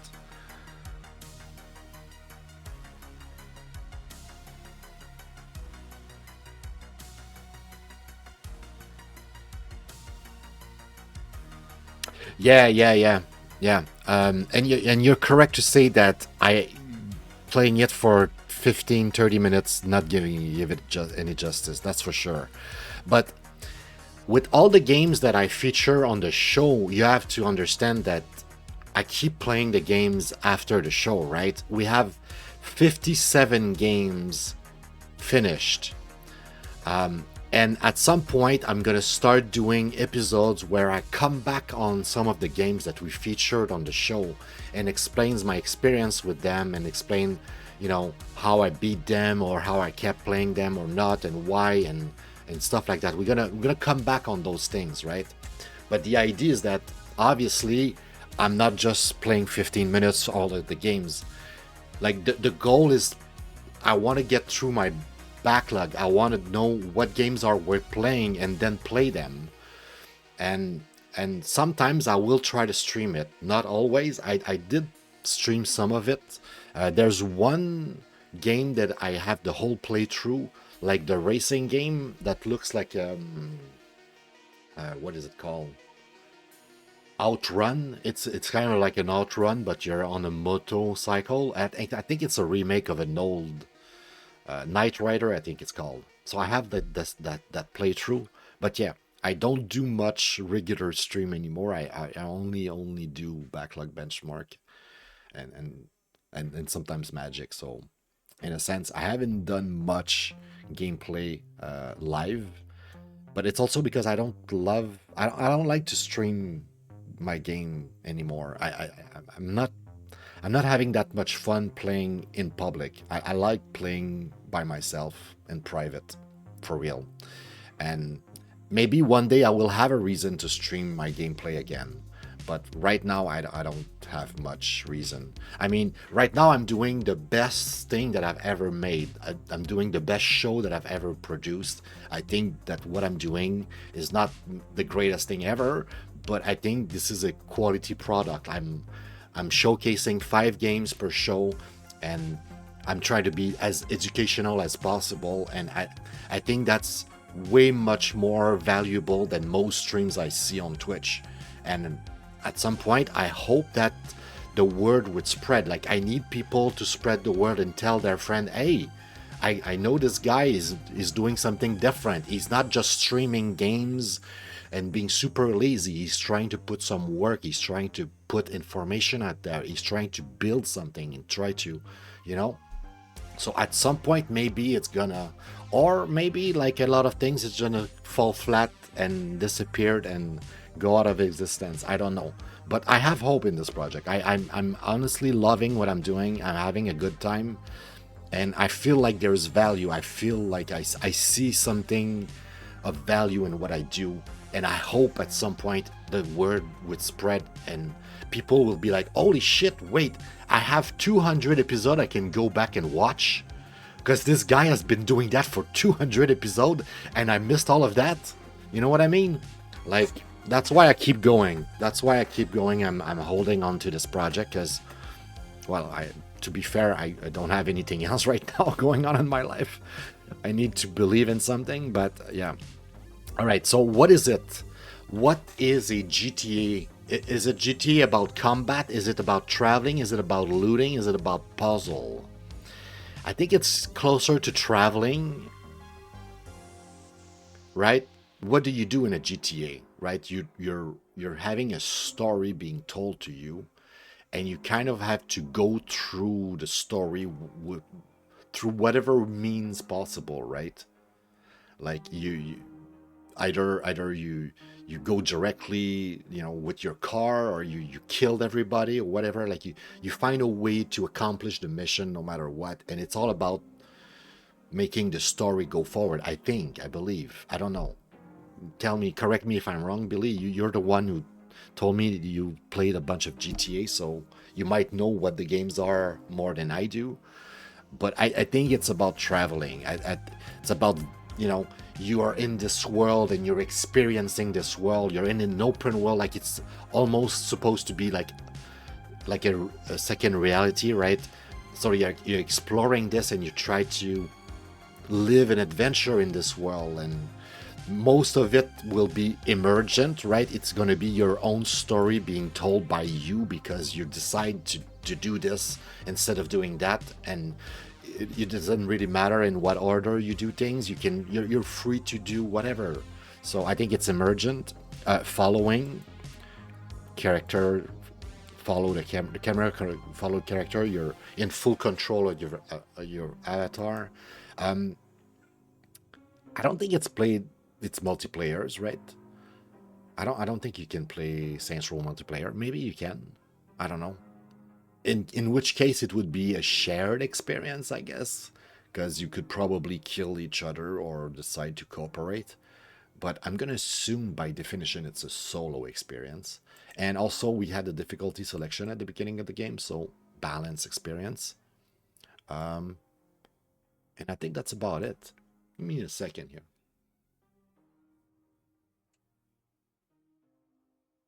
Wow, my neighbors are having a party or something. I hope you guys don't hear it. All right, so yeah, that's about it, I think.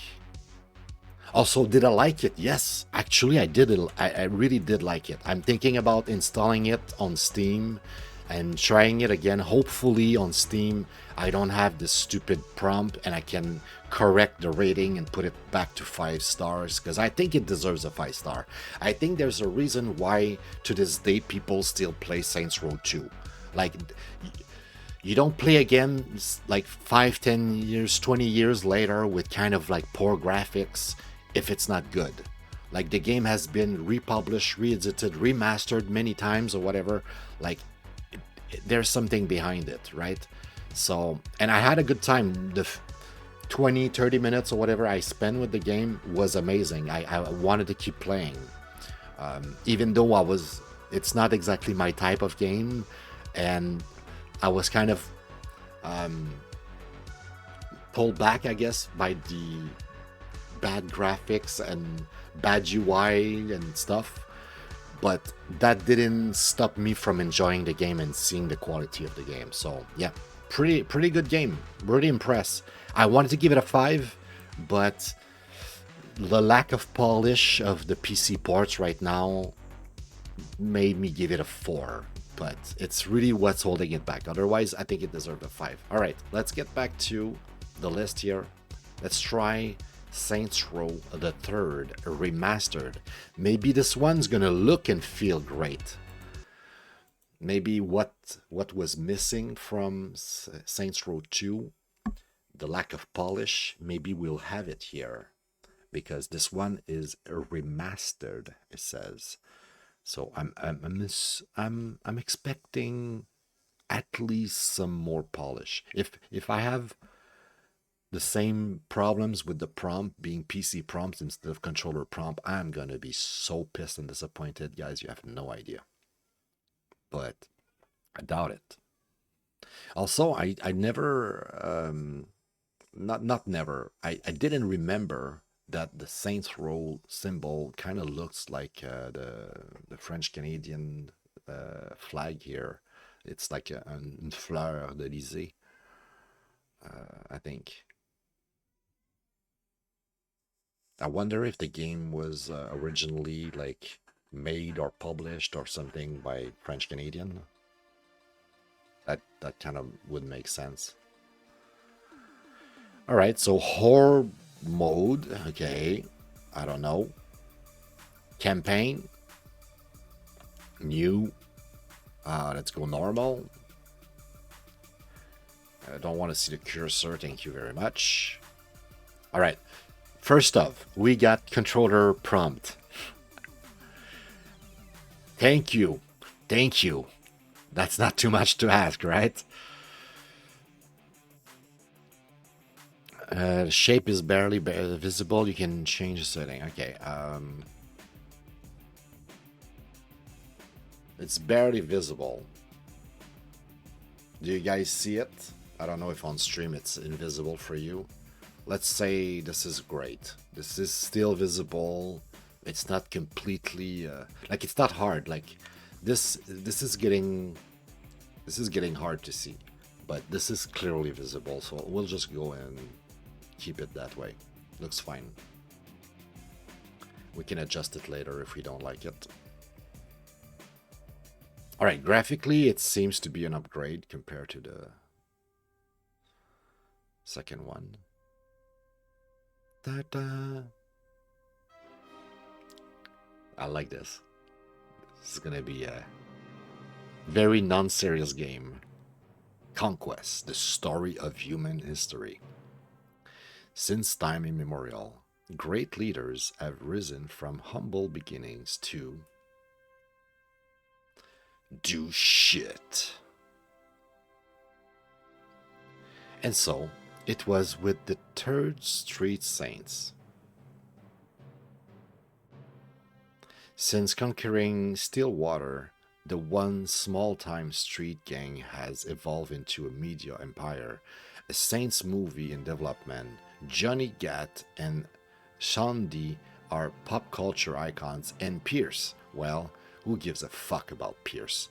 The point is, the Saints are on the world stage, and every criminal organization wants their crown. It was only a matter of time before one of them took the fight to the Saints. Alright, I gotta say, 5 out of 5 so far. We haven't played yet, so we could be disappointed still, but I like it.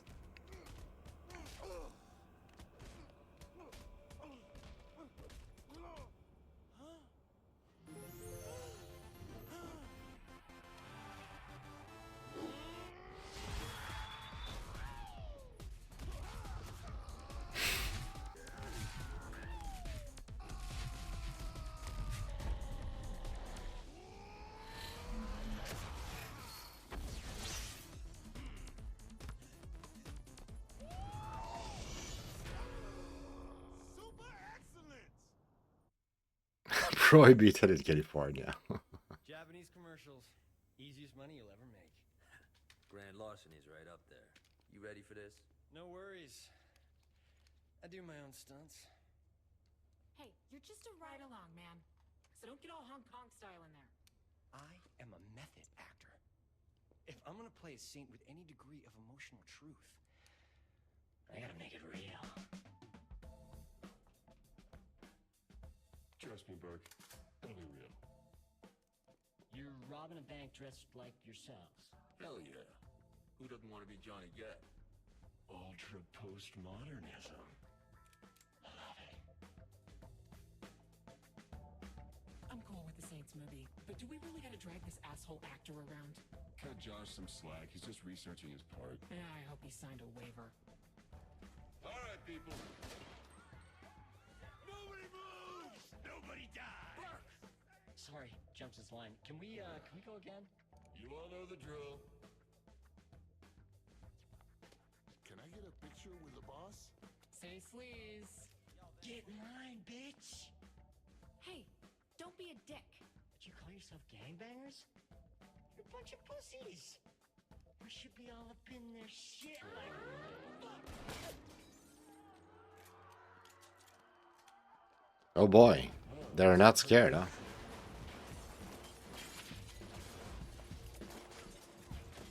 You got a plan or we just shooting all these motherfuckers? That is my plan. Works for me.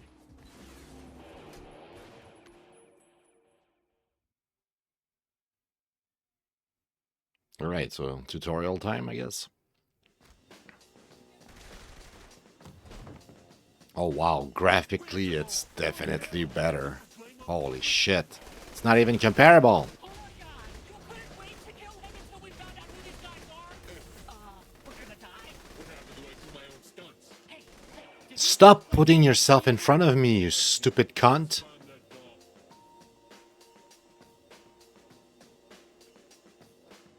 that's right, you fuckers! We're coming for you. Okay, the controls are actually good in this game compared to the other one. The other one, the controls were all over the place. It was so dumb, it didn't make sense. That guy into a statue. I can't believe you're still thinking about it. Do you wanna know who these people are? Listen, all that matters. I think it's just a bad part on Luna. That's gonna be what I assume. Is this what it's normally like? I'm definitely gonna try tonight Saints Row 2 on PC and tell you guys a different next episode or something. No, in the near future. But yeah, this game plays and look like 10 times better. It's not even comparable. It's like this is like a dream. It's wow. I want to play this. Oops, I think they had an hostage and I just shot like a dumbass. Where are we going like that?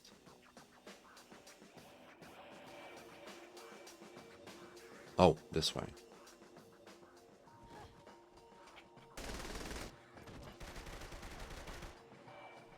Alright, I guess you didn't need my help.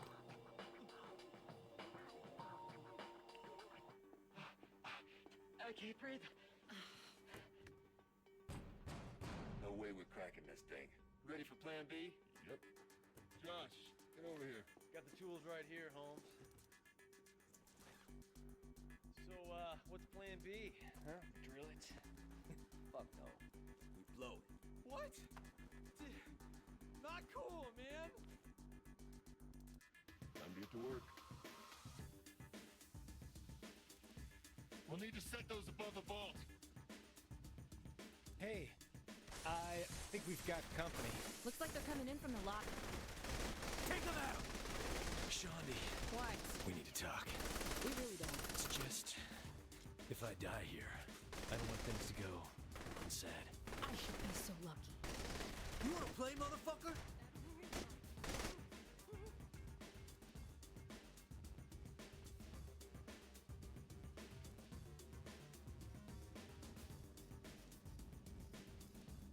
Oh my god! You're the Saints! You have to sign this for me! Anything for a thing. Hey, Josh Burke. Don't be starstruck. I'm very approachable. Want me to, sign your breasts? No. No, Yeah. that's alright. Find that film on DVD.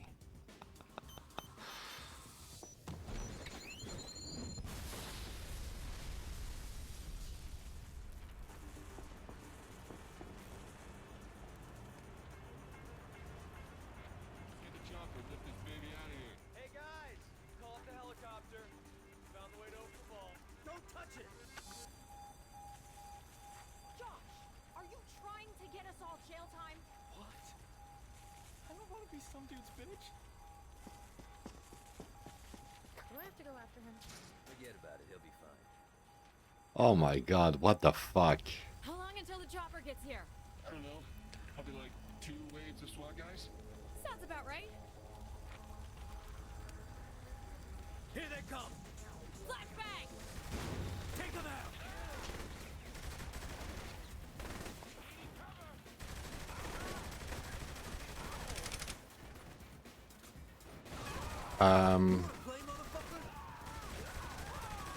Maybe if I stop shooting the armor and shoot the head instead? I'm gonna kill Burke if I Oh see boy. him again.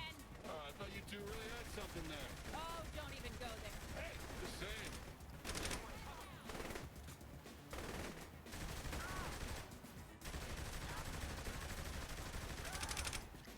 Alright, I guess no matter where you shoot them, they are fully armored. You can stop us! Maybe if I shoot them in the legs. Huh? If I shoot you in the leg, are you armored in the leg too? You have armored leg, bitch? Let's get him! What do you want? Just gotta hold out a little longer. I'm trying to do melee or something and it's not working. There you go. I haven't had this much fun in years! Uh-oh. This is bad though. You little bitch with your shield. Fuck you. You think you can stop us?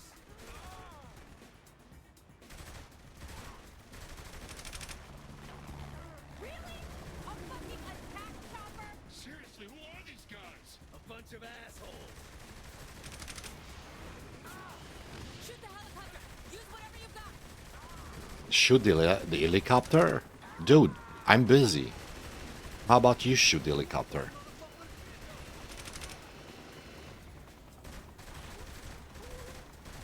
Jesus, how many bullets? Let's get him!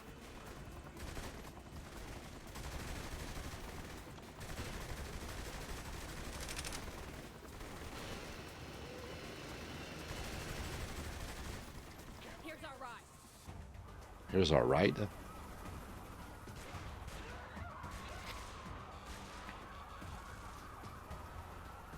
Oh, we're stealing the whole thing? That's crazy.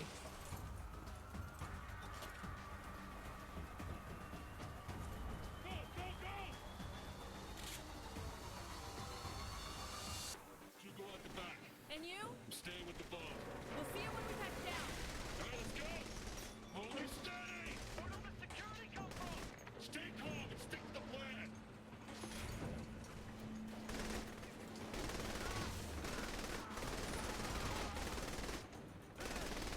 Shut that thing down. Troy can't bail you out of this one.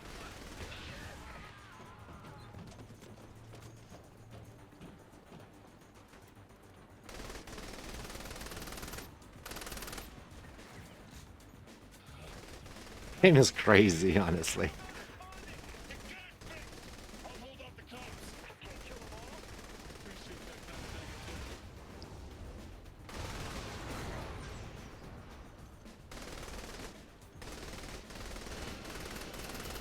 This publicity stunt is over. We have to take you in. Get us higher. I'm trying not to get shot here.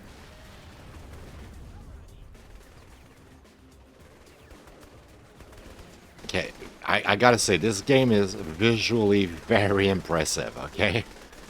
Like, damn, bro. I haven't played some good action scene like that in a while. And that's just the intro of the game.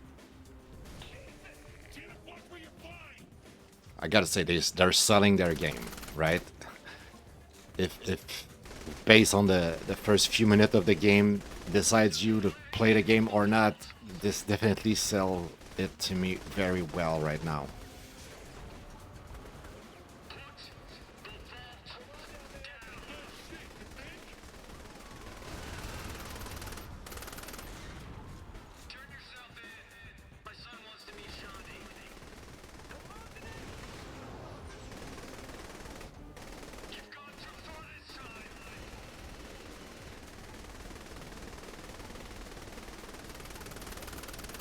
Is there like a weak point or something? Like the engine on the side?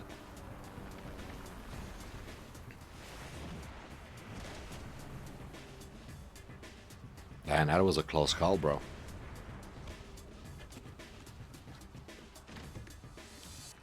Oh, hi. Well, shit. Well, shit. When good highs go bad. Respect. Wow. Well, compared to Saints Row 2, this one rocks. This one kicks ass, bro. So now we pick a character. What? No, no, no, no. Oh, maybe.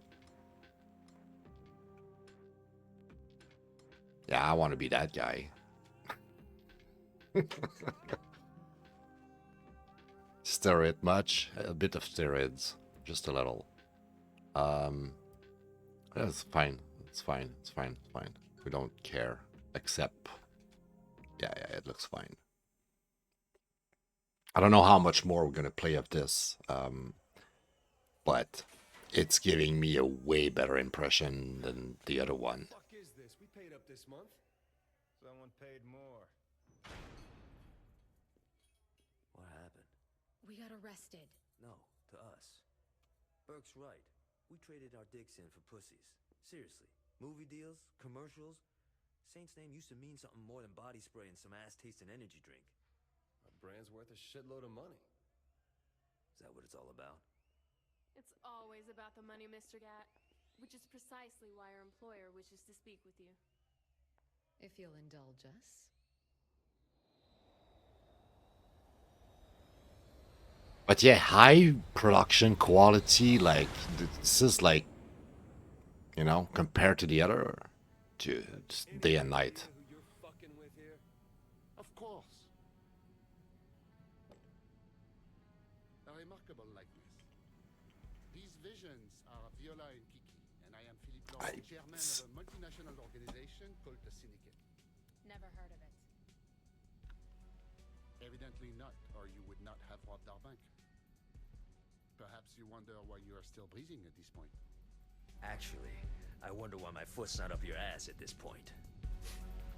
Super low, the game is so low. I don't understand why it's low Organization like is that. expanding into Stillwater. I am offering you the chance to leverage your assets against your lives. Ladies? You may continue to operate the Saints Ultor Media Group as you see fit, in exchange for 66% of your monthly gross revenue. That is before taxes, of course. Listen, you French fuck. Please. I am Belgian. So make yourself a fucking waffle. We done here.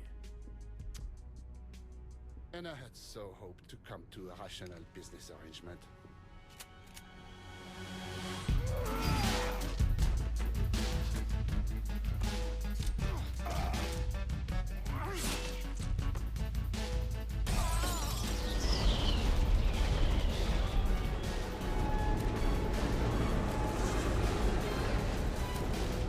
The hell's going on? Boss, you gotta bail. No, not without you. What, seems like half a dozen guys? I can take them. What about the plane? I'll fly it back to Stillwater. Johnny, you can't even drive stick. How you gonna fly a plane? Details, details. Just cover the boss. Go. I got this.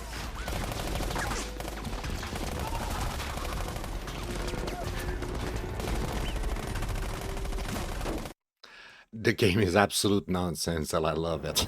Guy can take care of himself. We gotta deal with these guys. Attention passengers, this is your new captain speaking. Our updated flight plan has us landed in Stillwater. I'd like to remind all passengers to remain seated and enjoy the flight. Wait. Why? What the fuck? Méchant beau bug, ça? Wow. Okay. So I threw the guy and he went through the ceiling. Cool. I hope we don't have to kill him for moving on, otherwise Yeah, it says kill guards. Soft locked? Really? We just started the game and we soft locked.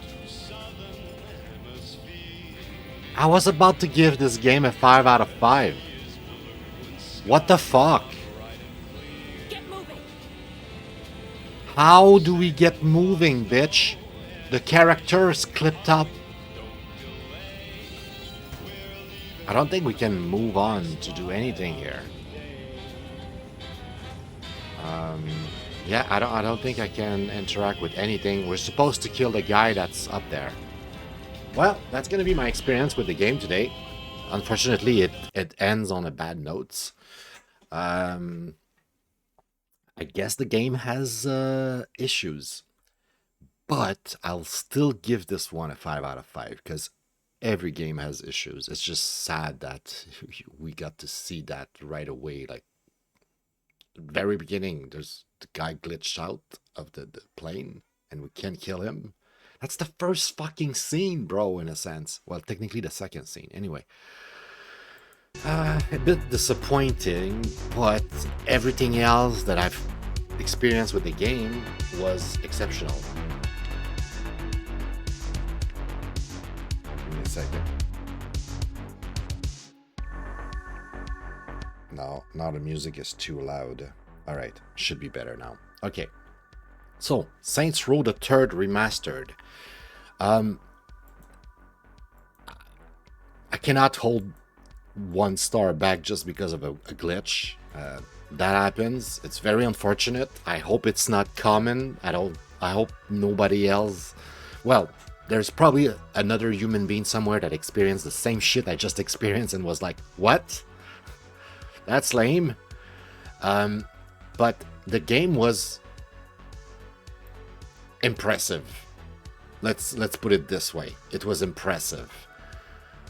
It hooked me right away. It really hooked me right away to the point where, once again, like Saints Row 2, I want to install Saints Row the Third.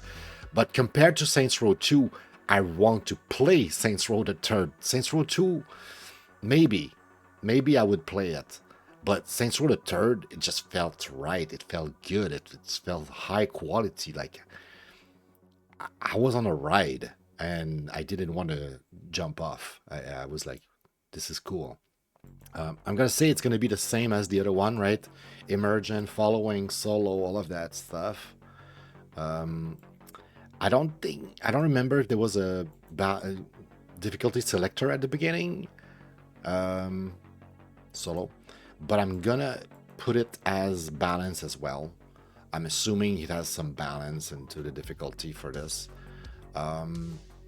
And beyond that, I think that's it for evaluation, right? GTA open world, same thing, same deal as Saints Row 2.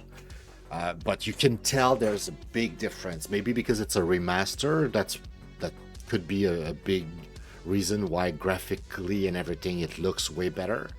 And beyond that one glitch that I encountered there, and I hope it's not common, because if it is, I guess the rating's gonna go down over time. But right now, my first impression was absolutely impressive, exceptional. The game is just good, like really, really good, and it makes me want to play it. So, yeah, really, really impressed by the third remastered. Why did it have to glitch at the end, though? I don't know. All right, Perish is going to be the last game today.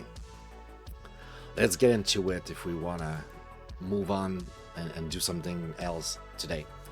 Perish. This one looks... I thought it was like a horror game, but when we looked at it at the beginning of the show real quick, it looks like it could be a first-person view thingy, and I'm not sure exactly, but it could still be a horror, right? By the look of the creatures and stuff. Definitely gives you a horror vibe.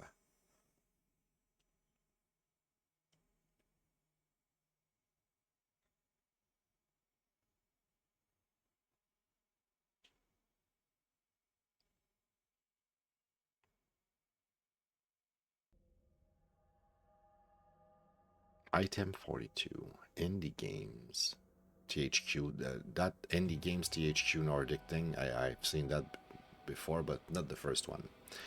Okay, brightness. Adjust the brightness level until the dark image is barely visible.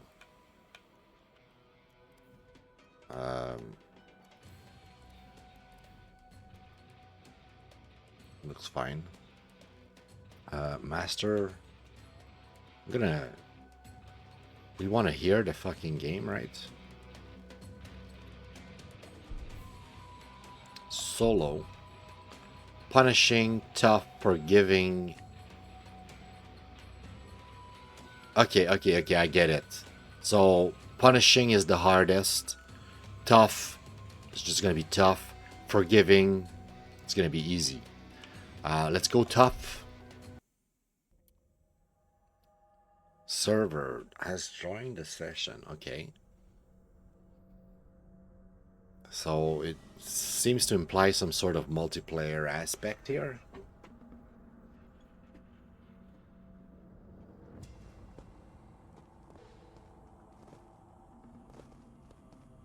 You are new to this realm, Pariah. I am the priestess of this crumbling catacomb that we call Pantheon. I will guide you to the temple proper, but first I insist that you perform a few tasks for me. Then I will know if you are ready for what is to come. Okay. Activate the priest.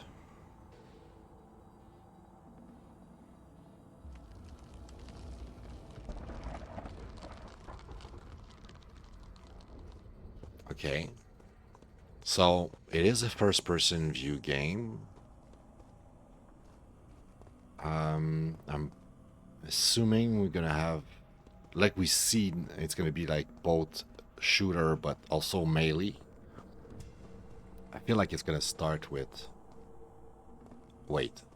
There's literally a corridor. It's just too dark to go in there.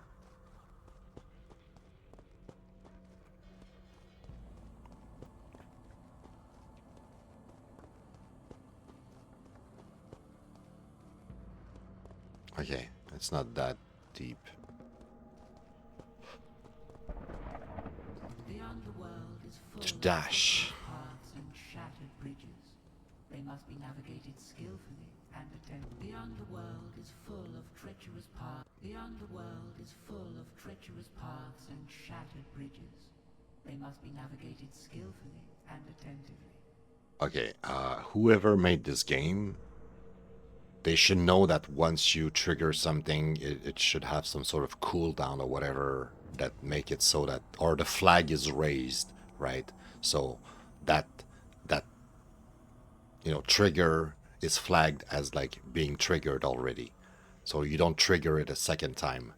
The underworld is the underworld is the underworld is the underworld is full the underworld is full of treacherous paths. No, no, don't do that with your games.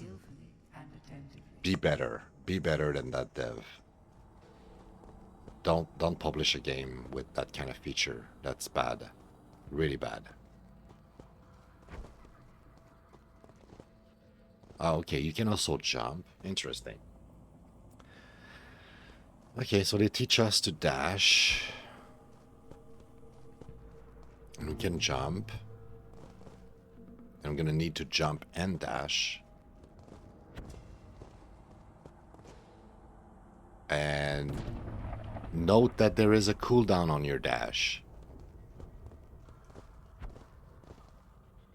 Okay, so that's my dash, I guess. I need to wait and then I have my dash again. Okay, I get it. I see. I get it. Okay, the sensibility is a bit extreme.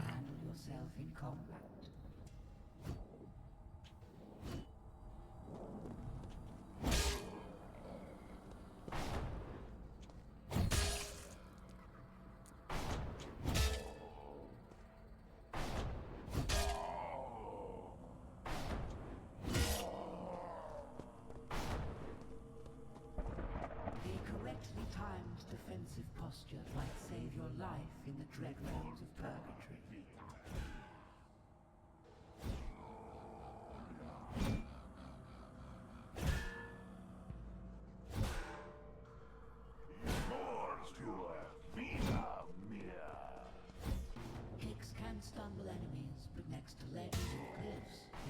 Nice.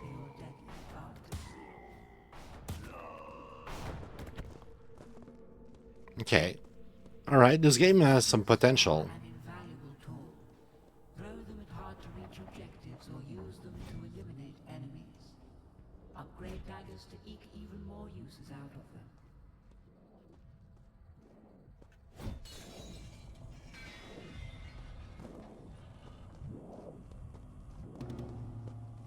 Ping objective to... Oh. Your peers. Oh yeah, because it's on a server. Supposed to be able to play this multiplayer somehow. To help you navigate Purgatory and reach Elysium, I require you to reactivate lodestones. They are my conduits to reach you. Players must stand together to complete objectives. Okay.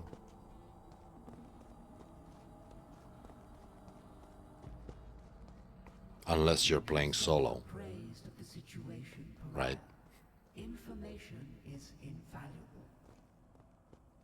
One cannot reach Elysium more easily than with powerful armaments. Practice shooting enemies with my treasured Sophos revolver, forged in the metalworks of Hephaestus. Every weapon has a more powerful secondary attack. Use it wisely. Ooh. Okay.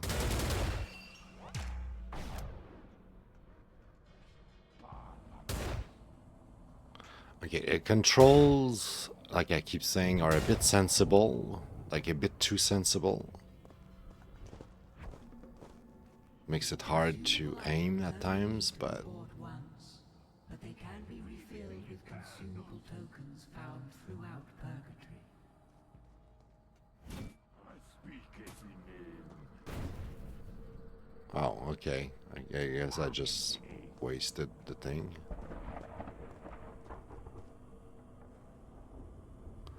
What is going on here? There's water.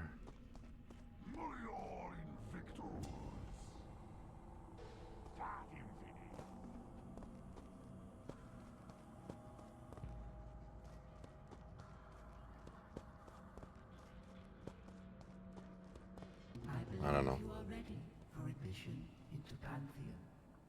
Okay. I still don't know what the game is going to be about exactly. My altar is a repository of tools and items recovered from Purgatory.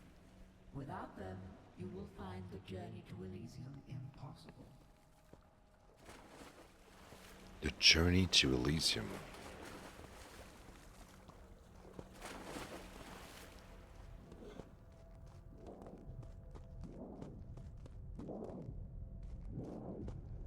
Open shop.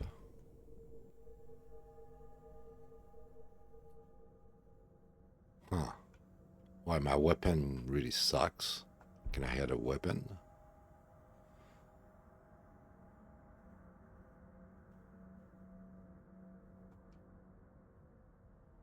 I don't think we can buy anything right now.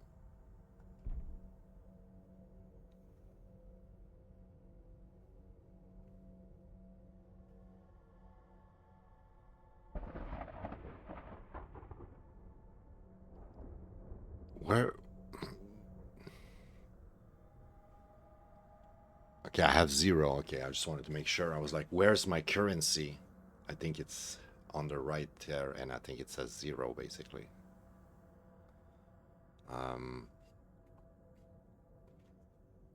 Okay.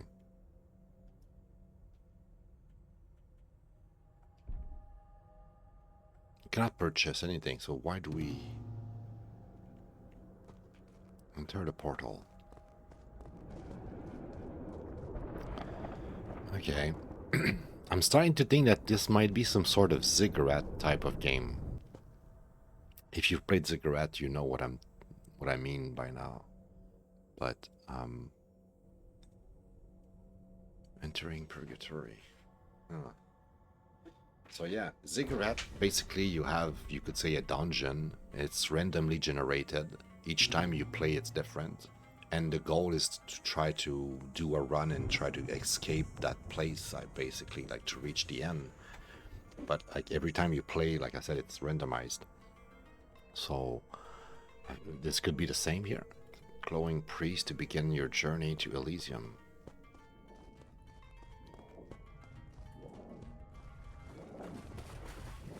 As you head towards Adonius, Persephone will be heading in the Light 4-stone brazier. dedicate your life to dissolve the temple to Persephone, and she will likewise guide you to your rightful fate.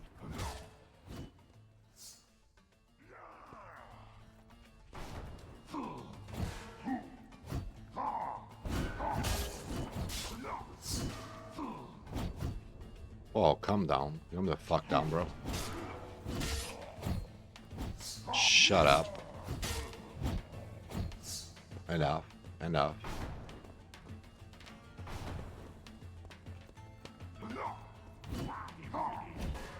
They keep spawning, huh?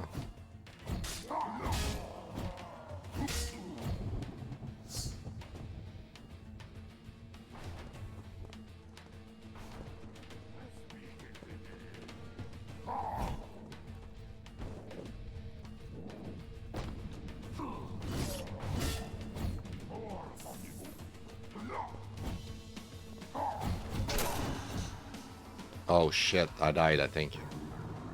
Journey to Elysium has failed.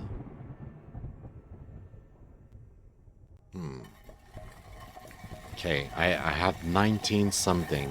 19 experience point, maybe? Enter the portal.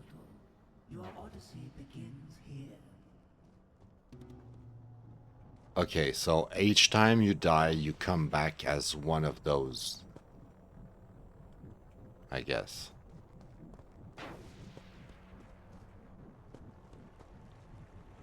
And my question basically is going to be, is it going to be like Ziggurat? When I go back, is it going to be a different dungeon? Okay, there's a bunch of rooms here to read this stuff. Codex entry. Okay, that's it. I guess maybe if you go in the menu, you can read it. Collect this one then.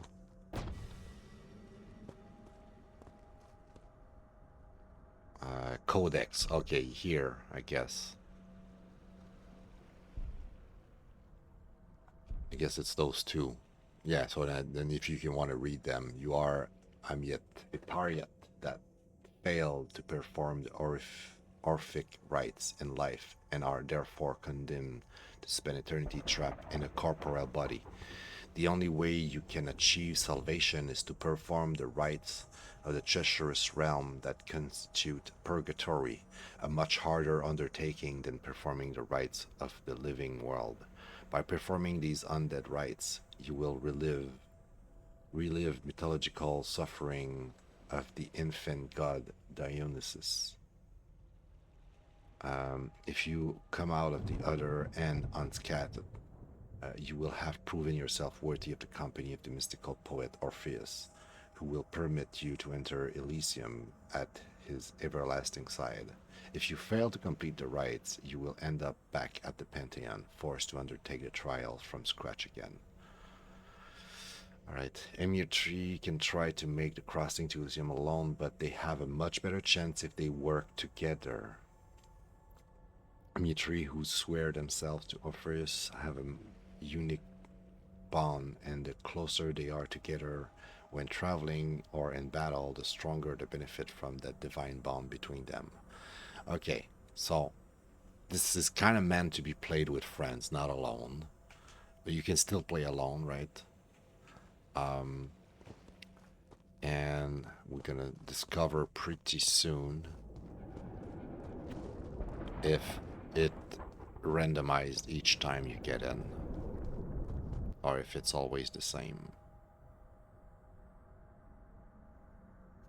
I don't want to see the cursor. Why is there a cursor? Fuck.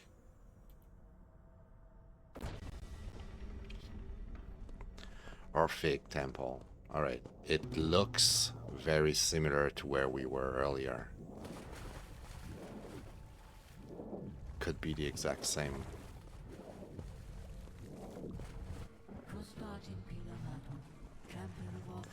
Defeat the Orphic champion. So this time is a different mission.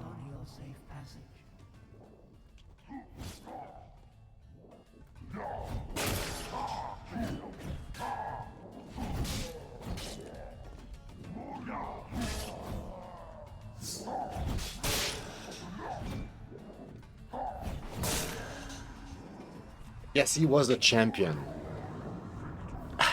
I think he was the champion, and we did really bad. It did like Memphis.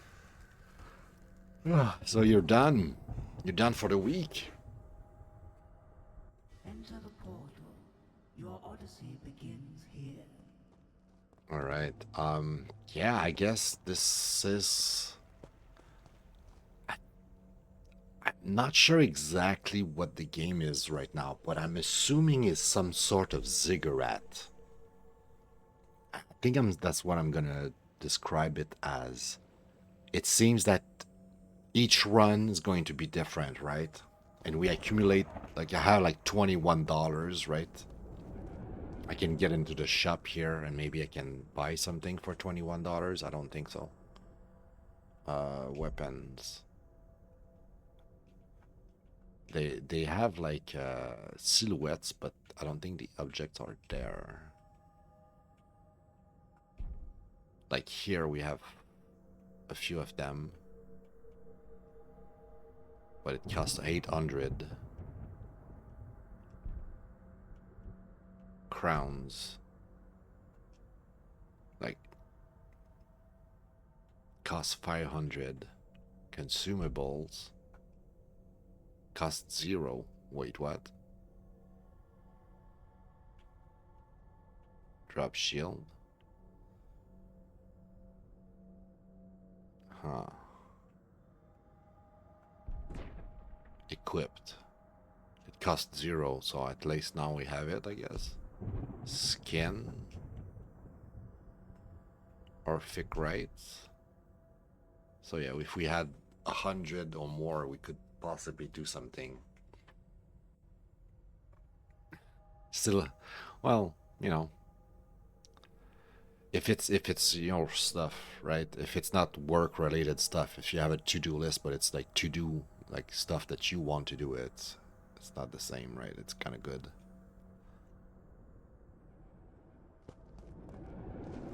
You might have to have much time to relax, but at least you're on your own and you're working for yourself. All right, I think we're gonna do one more, but that's gonna be it. I think we can kind of know what it is. The best way I can describe this game right now is it's a ziggurat type of game. I don't know if the layout completely changed every time, but the objective seems to change. The first time I had to do like 2 location or whatever, enter the center of the center.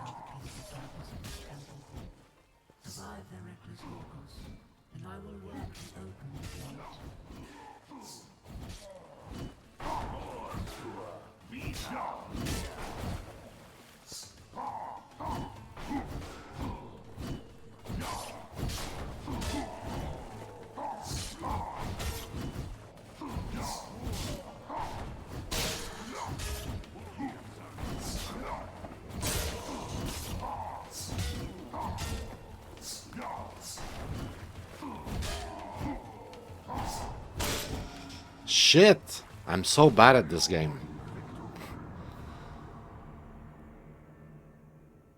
Damn. Oh well.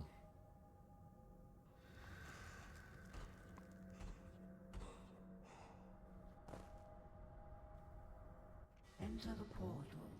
Your odyssey begins here. So yeah, I'm not even sure of what it is still. I'm not sure if ziggurat is the best description, but I think that's what I'm going to describe it as. which also remind me that Ziggurat, I should put it on the list of like the games to check out soon to make a benchmark, right? No thanks. Let me check real quick here. Collapse, everything. Ziggurat would be first person view. Did I put that in Zig?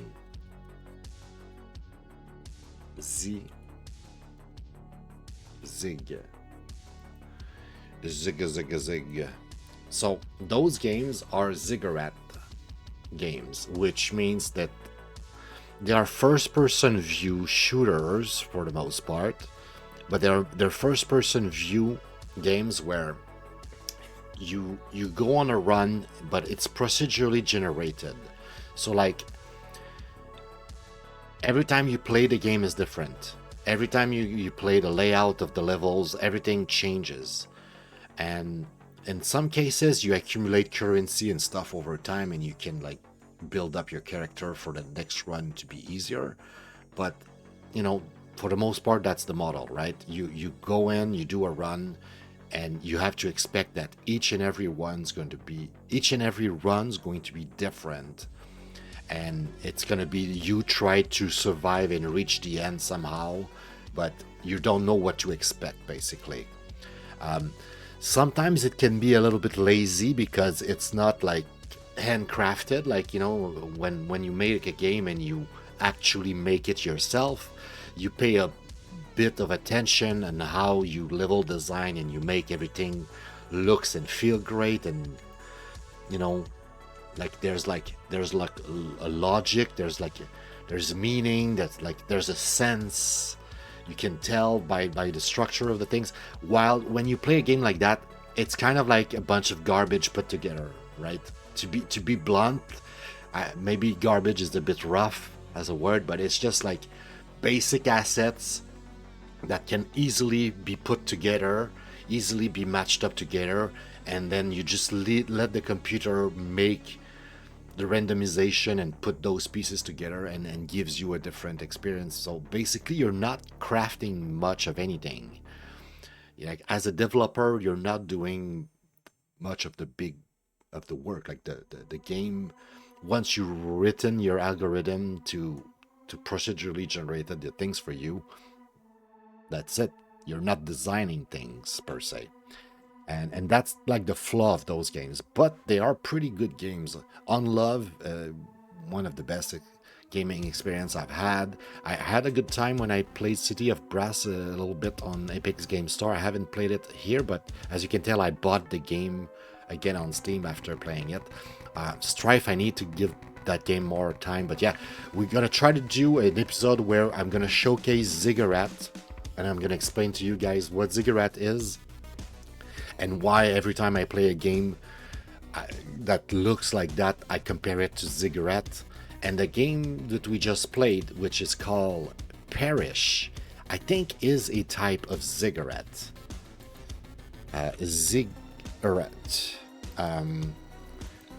FPS, I guess. It's pretty much always first-person shooter, although sometimes you have melee as well, right? Like the City of Brass, like you have a whip. I'm sure there's other games, and in this game you have a sword. You don't really have like weapons necessarily when you start. In terms of quality, dude, that game was very, very high quality. I've seen a bit of bugs and things that I didn't like, so maybe because of that I'm gonna give it a 4. And okay, I'm gonna give it a 4 here, and I'm gonna give it personally a 5, and the reasoning behind that, also I like it. Let's give it a heart here. I don't think the game is the greatest because it kind of forces you to play with others. You can still probably, most likely, hopefully beat the game alone, but the game states itself like, hey, you're probably better off asking a friend to help you. Like, you don't want to play this alone. Like, So the game, by definition, is meant to be played with players. Is it necessarily bad? No, but I know that people like me and probably other players will be affected and be like, I don't want to play that if I have to play with others. I like to play my games by myself. So that's kind of like holding it back, so to speak. But beyond that, the game seems very high quality for the most part, except the little bugs that I've seen. Like I've seen like a lack of texture on the wall at some point. It was kind of weird. It was like flickering, like some sort of weird Z fighting with the shadow. And we had this part where I kind of like made fun of the game where I was walking back and forth, and the dialogue would just restart and the trigger would just go on and on and on. It's like, you should have done some testing with your game. Like that should not be a bug. Like you might be a very noob developer. You didn't know that like once the trigger is triggered, you want to make sure that it has some sort of flag or something that make it so that you don't trigger it 10 times in a row for no reason. Like that's like kind of basic, and we experienced that at the very beginning. So visually it was impressive. It looked like the game was really well made and polished, but that bug kind of suggests the opposite. Sort of suggests like the game was made in maybe Unreal 5 or whatever, really good engine, but the developer behind it might lack experience a little bit, and might actually lack polish. So for that, I'll give it a 4. And personally, I had a good time with it. It was, even there's like little bugs here and there. Very solid, very solid. I really like the whole, you need to go into this journey and it's dark and first person view. Like it was good. I like it. I would say at least beyond the objective, like subjectively speaking, it really like it suits me well as a player. Like it goes with my taste as a player. What is it? Is it gonna be about combat? Maybe it's true combat, but I think it's true traveling, because I don't think it's gonna be a specific action that you have to take in the game. Like it seems that you have to do, like, I think there's gonna be heavy emphasis on combat, so maybe it's combat. I kind of want to put combat. I'm not entirely sure if this game is going to be focused entirely on combat, but if I'm being fair, there was a lot of it. We saw at the beginning, like you stand around some sort of location long enough and activate the objective. So in that sense, it could be more puzzly, closer to what I was initially about to put, like, which is traveling. But I think the game seems to really put a lot of emphasis on combat. And the what I've seen in the shop, the fact that you can upgrade your weapons and all of that, I think it's going to be very much focused on combat. In fact, before playing it, I thought it was going to be a Dark Souls type of game. So it's irrational.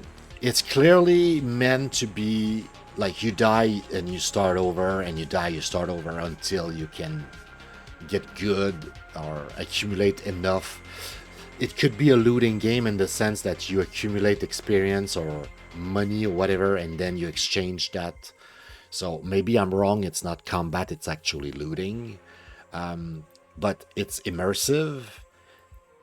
We're gonna say cooperative, right? It almost forces you to play with other people. Like it doesn't want you to play alone. And you have one life,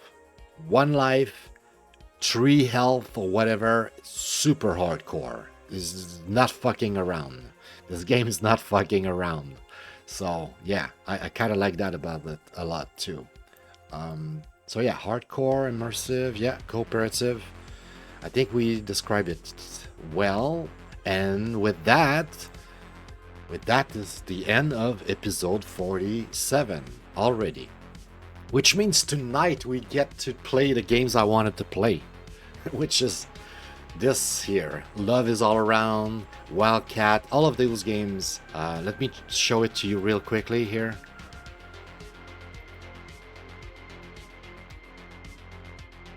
Friday. There.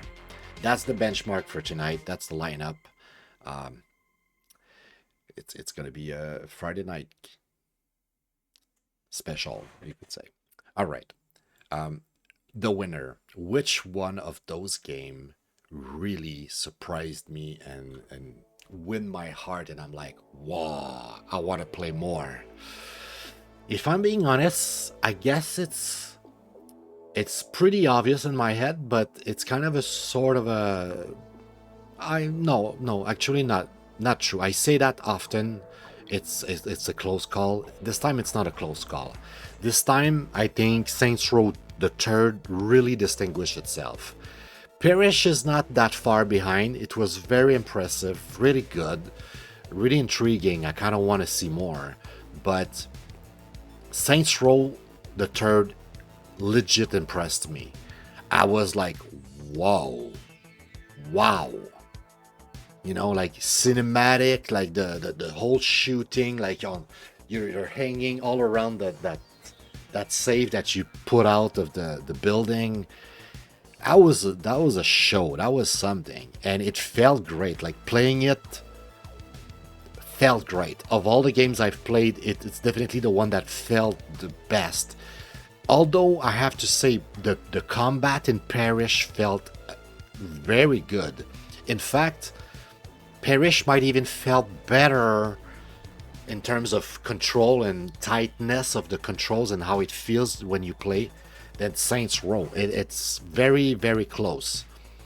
But the production quality and everything about Saints Row the Third blew me away. It made me want to play the game. And I'm like, wow, I missed out all these years not playing Saints Row. And it's good because I was kind of like reluctant before the episode of today to play Saints Row. I mean, I had those games for ages now, and I still never install nor play them. And I was like, maybe it's gonna do the same that it did for what is it? Fallout? No, not this. How long ago has it been? Episode 34, Fallout 3 and Fallout New Vegas. I was very, once again, kind of worried to play those games because I knew the reputation they had. And they are good games. I was impressed by them, but like I said, I was scared before I did the episode that I would not gonna like them or whatever. And same for Saints Row, I was like, do I really want to play Saints Row? And now my answer would be yeah. If I have the time, I would like to sit down and play some Saints Row and try to finish at least Saints Row the Third. It was very cool, honestly, really, really cool. I think I just saw your message in the chat, Billy. I'm guessing it's because of the lineup for tonight. I'm excited, bro. Love is All Around is going to be very interesting, I hope. But yeah, which one win? I think I said it already, right? It's this one. It's Saints Row the Third. That's the winner. Clearly, it's good. I'm scared because of the one bug I've encountered at the end of my little playthrough there. Hopefully, it was the exception and we don't encounter bugs all over the place. If it's the case, I will have to change the rating maybe to a 4 and be like, okay, the game is good, but it would be exceptional without the bugs, and because it's riddled with bugs, it's kind of less good. But if this is the only bugs I've ever seen for a while, and it's mostly like the rest of the experience I had with it, it's going to be exceptional. It's going to be top tier. All right, guys. I rambled enough for this morning. Let me check real quick who's streaming. Do I have somebody that I know who is streaming? Oh, we do. Oh, it's perfect. One of my favorite streamer playing one of my favorite game. What else can we ask? What else can we ask? All right.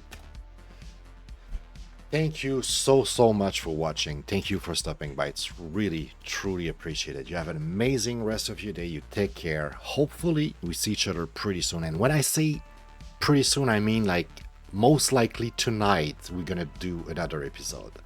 Until then, I'm going to leave you in the good hands of Solvner, who's usually speedrunning Subnautica, but sometimes he plays other stuff. And today's, I think he's playing some Valheim, and I love Valheim. It's one of my favorite game, if not my favorite game of all time. It's just, we're gonna have to present Valheim soon as one of the benchmark, because this is one of the games that I will forever compare every other games to.